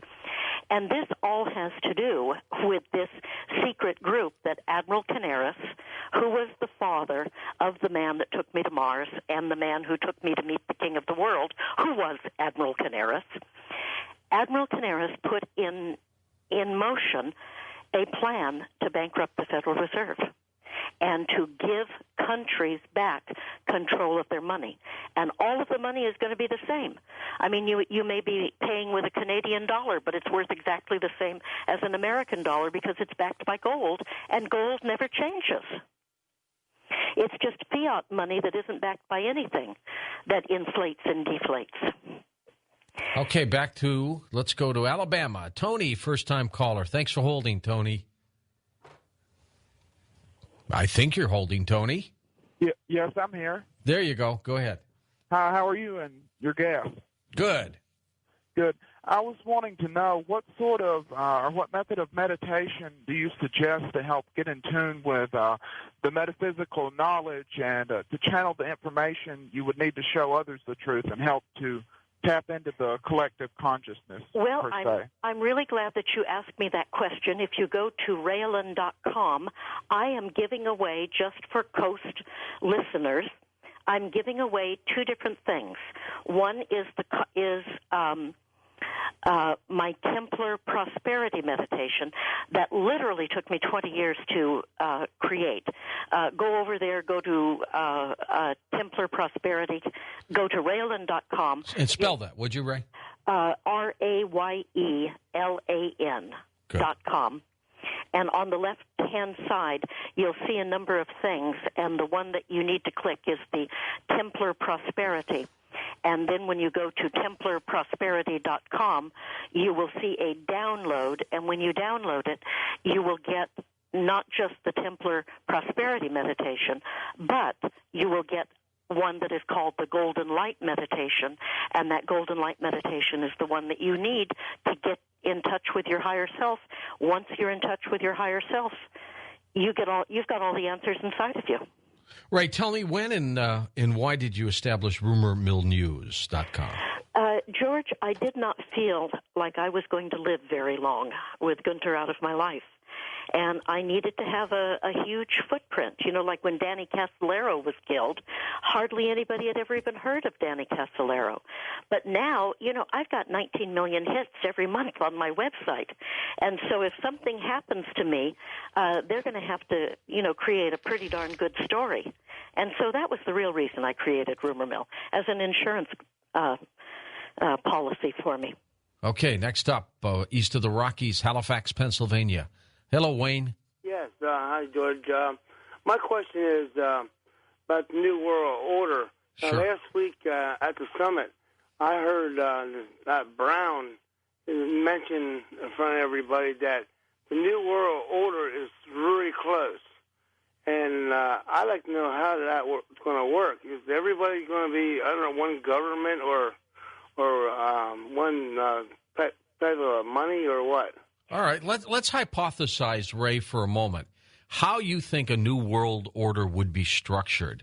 There's got to be somebody on top somehow. Well, it would probably be structured very similarly to communist Russia or communist China.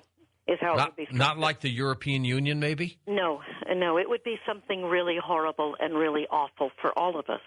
And there are many, many people that are hiding in the shadows. You know, when we call them shadow government, I see them as shadow warriors, the good guys.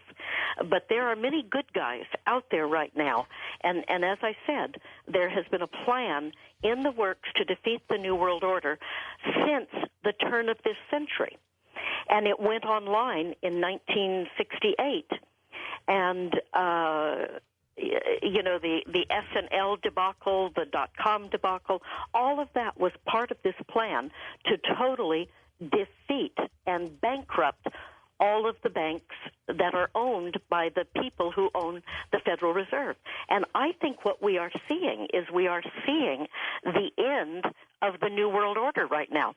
What I heard is China and Russia have essentially told Obama and Geithner that there will be a new currency.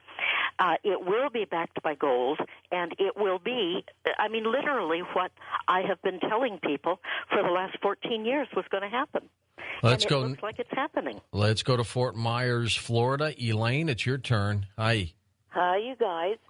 I have a question. At the very beginning of the program, Ray, you were talking about something about an appendectomy you had when you were 11. Yes. And then you said that there was an additional scar that you double didn't scar. account for. Right. I just wondered what the story was behind that. Well, I think that my eggs were taken. I've never had children in this life. And I think my eggs were taken, and I think my children, who would be, the oldest would be in their 50s now, I think they're around somewhere. And I know that probably wasn't the answer that you thought, but that's what I think happened. Huh. Okay. Next up, let's go to Lawrence, Kansas. Steve, west of the Rockies. Go ahead, Steve. Thank you for taking my call, George. Sure thing. Ray, I wanted to ask really two quick questions. One involved your travel to Mars that you spoke of. You said you wrote this down in a dream journal. Yes. And I was wondering, by you referring to a dream journal, it kind of throws me off. Did you think this was a dream or that this was a real travel? No, I wrote it in my dream journal. The only thing that I wrote was Mars, red dirt, spaceship, and then I was sound asleep.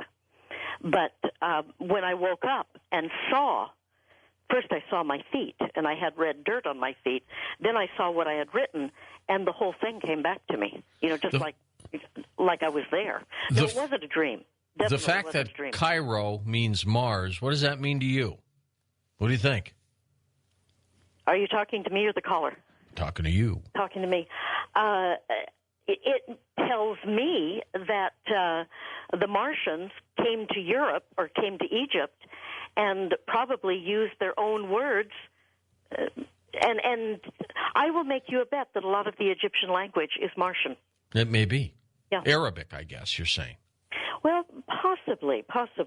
And interestingly enough, the people that are really in charge of the gold right now are a number of Arabs right there at the top of Africa and a number of Africans.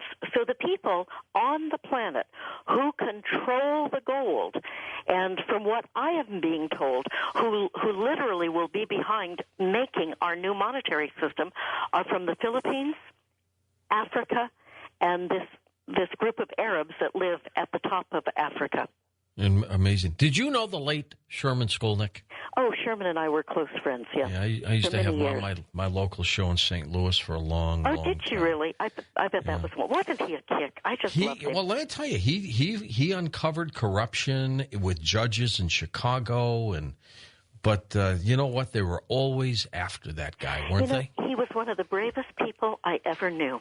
Truly. He and Sarah McClendon, too, both of them. They were both good friends of mine, and they were good friends with each other.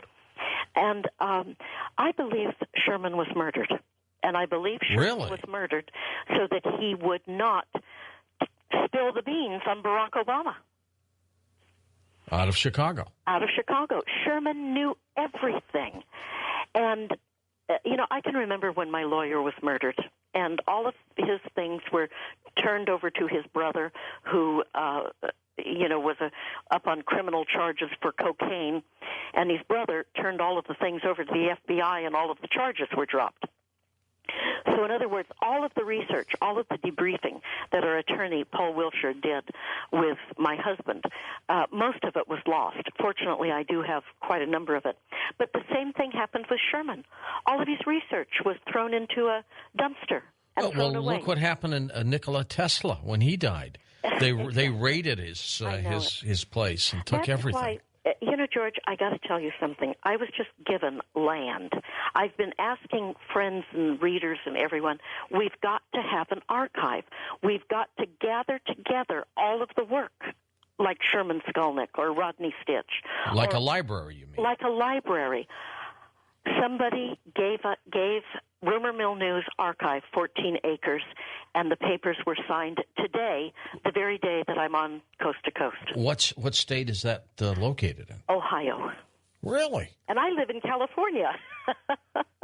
So what are you going to do with that? Build something? Yes. My assistant, who lives in Ohio, is moving to the property immediately, and then we're just going to try to raise the money to build, the facilities so that we have a place to store all of the fantastic information that researchers and investigators are digging up. You better put some security there, Ray. Oh, absolutely, and make it fireproof, too. One of the things that you and I both know is that the people who own the Federal Reserve own controlling interest in most corporations, meaning all of the media, meaning all of the book publishing companies, meaning all of the people that make the books for the schools. So everything we have been fed all of our lives is from their angle. And it takes real researchers to get to the truth. You had mentioned something right at the top of the show about POWs, and that one of your husband's missions was to go and find POWs. George, that is such an awful We left story. them behind, didn't we? We left a lot behind. We left a lot behind, and the story that I was talking about were the POWs in the war that didn't exist down in Laos. Right. And my husband's group was sent in right at the same time that Henry Kissinger is over in Paris at the Paris Peace Negotiating, yeah. And Kissinger gave up the mission, told them where the mission was going to be fielded, how many they were, what they were dressed like. Kissinger did it supposedly to, in the spirit of openness and honesty. Every single person was murdered, was killed by the North Vietnamese, with the exception of my husband, who was taken as a POW. The things that were done to him, you never even hear about it. You never hear about the types of tortures that were done to him. About the only thing that people hear about is the bamboo under the fingernails and the fingernails pulled out repeatedly with pliers. That happened to him. I actually have pictures on my website of Gunter's fingernails, lack of fingernails. They were pulled out so many times that he had no fingernails. But the worst was they would slit open his stomach, plant bamboo in it, sew him back up, and a week later they'd pull out the bamboo after it had grown into his intestines. And they would do that over and over again. Spartanburg, South Carolina. William, you're up with us. Hi, William. Hey there, George. Hey there, Miss Ray. How you doing? I'm doing great. How are you Miss doing? Ray, I'm doing pretty good. You have some supporters here in South Carolina. A couple of our radio programmers over here on WORD, they believe that the One World Order is coming and that there are people within our government trying to push it forward. Now, as far as Barack Obama goes, I don't know where exactly he stands. I think he's just a man who's sort of thinking he's got the right idea, and there's other people sort of pushing his buttons because they know what they want. But one thing that's very interesting is that somebody said this to me. They said, look, Barack Obama is not what anybody thinks he is. He's not the Antichrist. He's not bringing about world destruction. He's a test subject. If you are Satan and you're trying to figure out a way to get into the world and win, even though the Bible's telling you you're going to lose, you need test subjects. You need to watch how humans react to their politicians, to their leaders. You need to see if you can actually pop up out of nowhere with no real past, no real anything, and become president of the United States or ruler of the world. We've had at least 4 presidents, guys who popped up out of nowhere, had no past, no nothing, and somehow became president. We have world leaders that have done that throughout the centuries. What Barack Obama is just the newest test subject that Satan's looking at. Barack Obama was probably Christian, but he doesn't realize that Satan's sitting there watching, all right, I see how this guy got in here. We're going to try it again with this next guy. And when my time comes, I've got it perfectly written down. I know how not to mess up. Well, we better keep our eyes then on the next one, and maybe the next one, and the next one.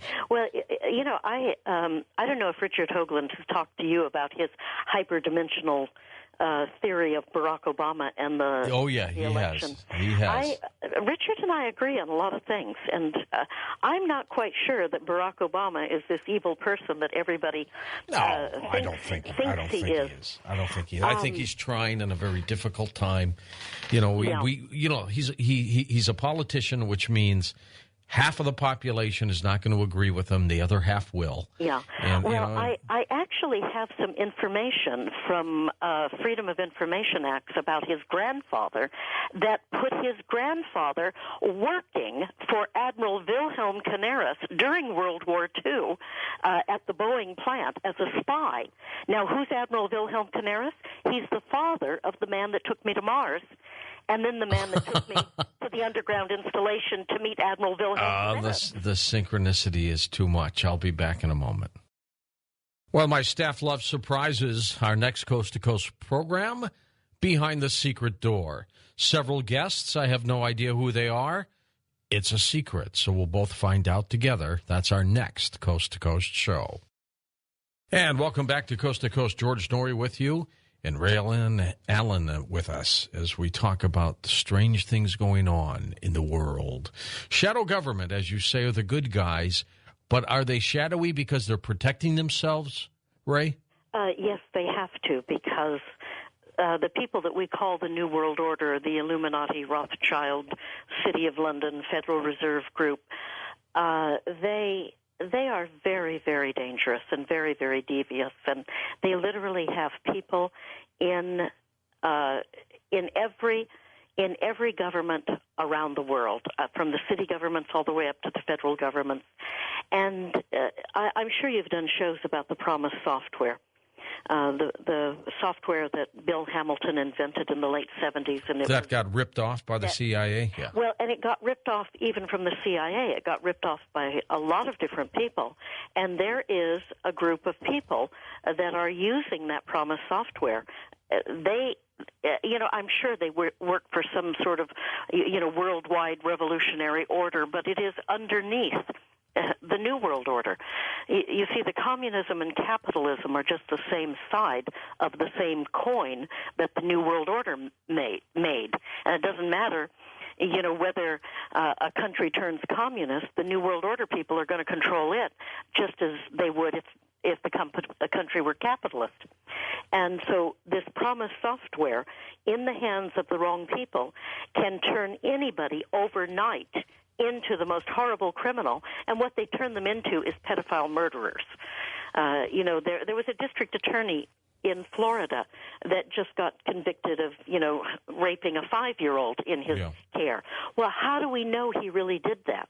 Or how do we know that the people who control this Promise software didn't set him up? And, of course, what they would have told him is, if you tell anybody, we will kill your wife and child slowly in front of you. Or he could have done it, too. Or he could have done it. I mean, one of the things that my husband wrote about was the pedophile eradication teams that Rudy Giuliani had fielded out of New York to go into the East Bloc countries and rescue the children that had been kidnapped off the streets of New York. That's pretty dramatic. My husband was one of the members of the original pedophile eradication teams that were picked up by Europol.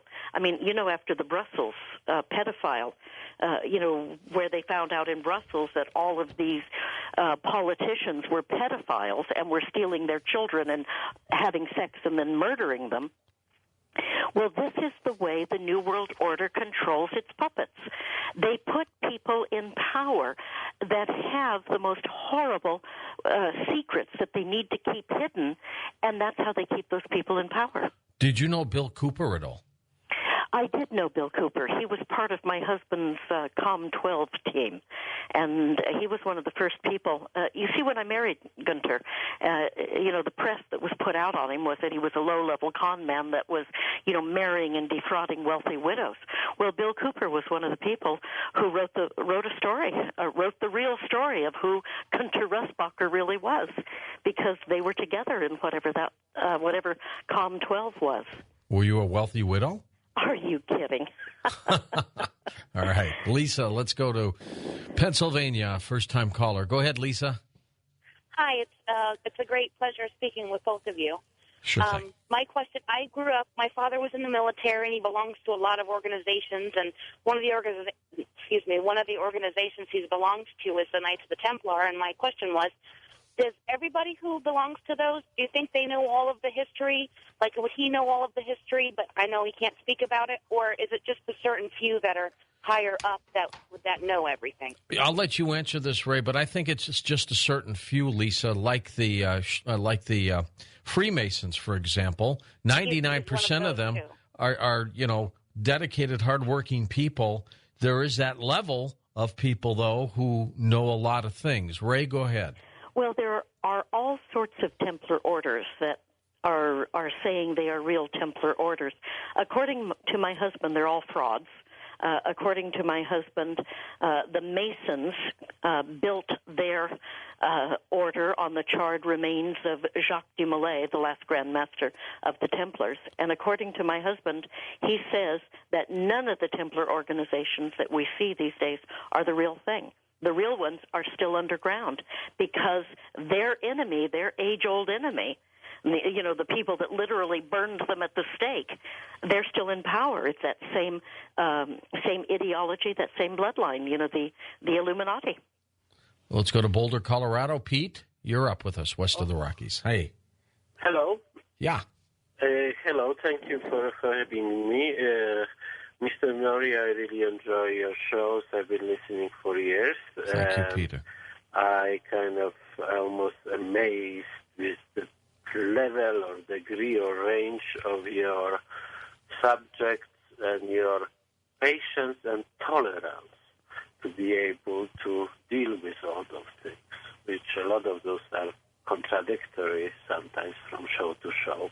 Mm-hmm. And so, but you are really doing a very good job.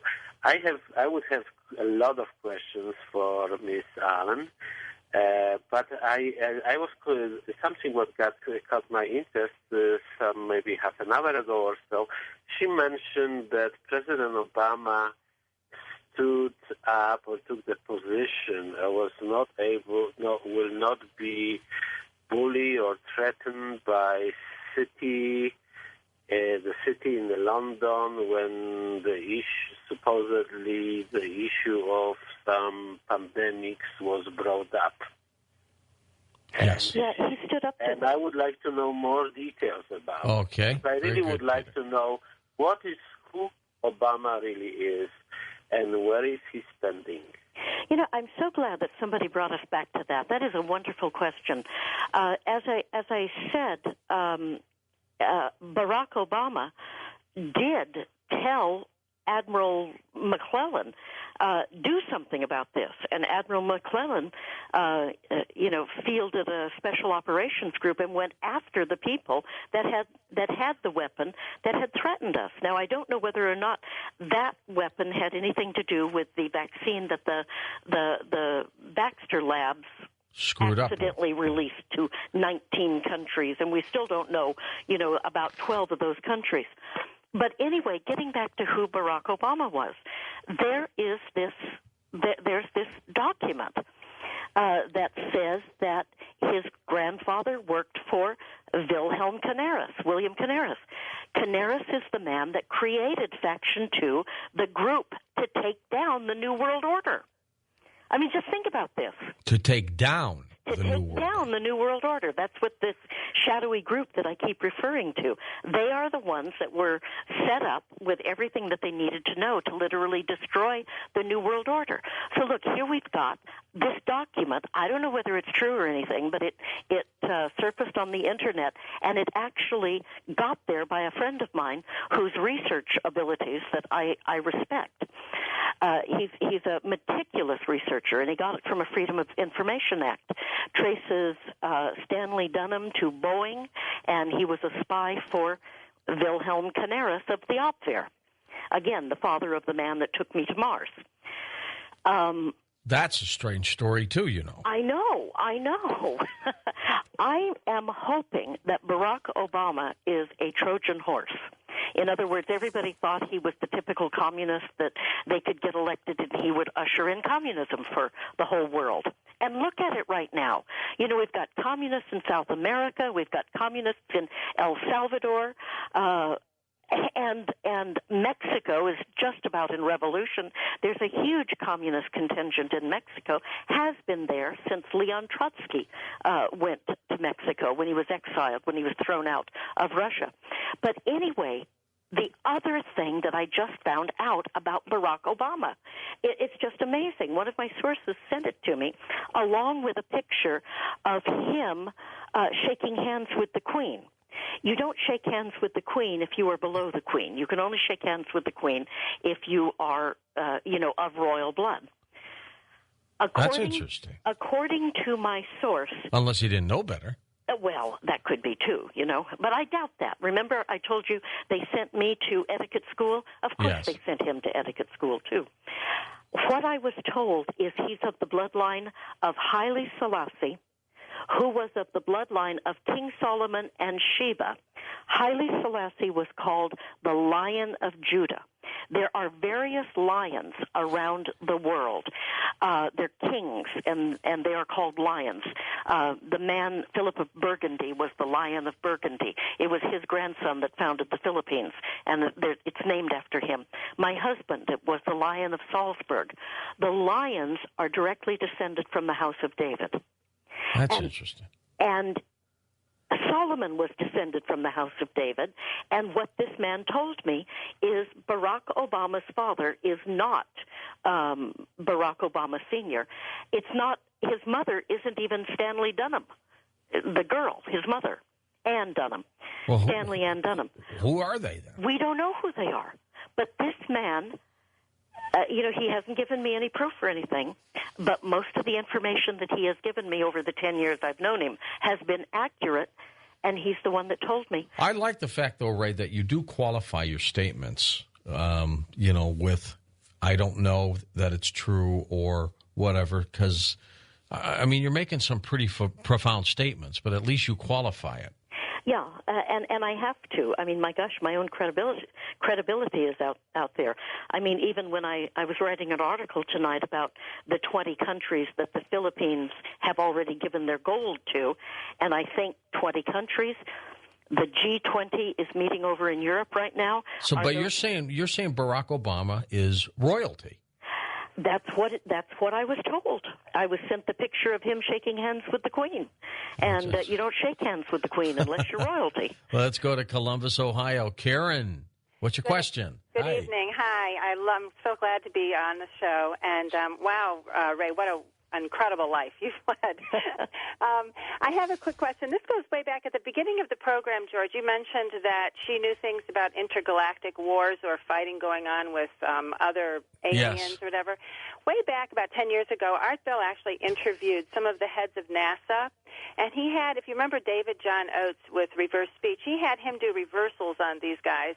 And I had actually purchased a program from him and saw them do the reversals, and they kept mentioning Venus, and that we were actually in wars with Venus, and that we had some military bases on Venus. Do you know anything about this? I don't. How about you, Ray? I don't know anything about Venus, but I do know that we have a space fleet. They are American pilots, and one of them is in jail for murder here in California. And, of course, there's no possible way that he could have done it. All you have to do is read on the Internet, and you realize there's no possible way this man, should even be implicated in this. But he's in jail, probably for life.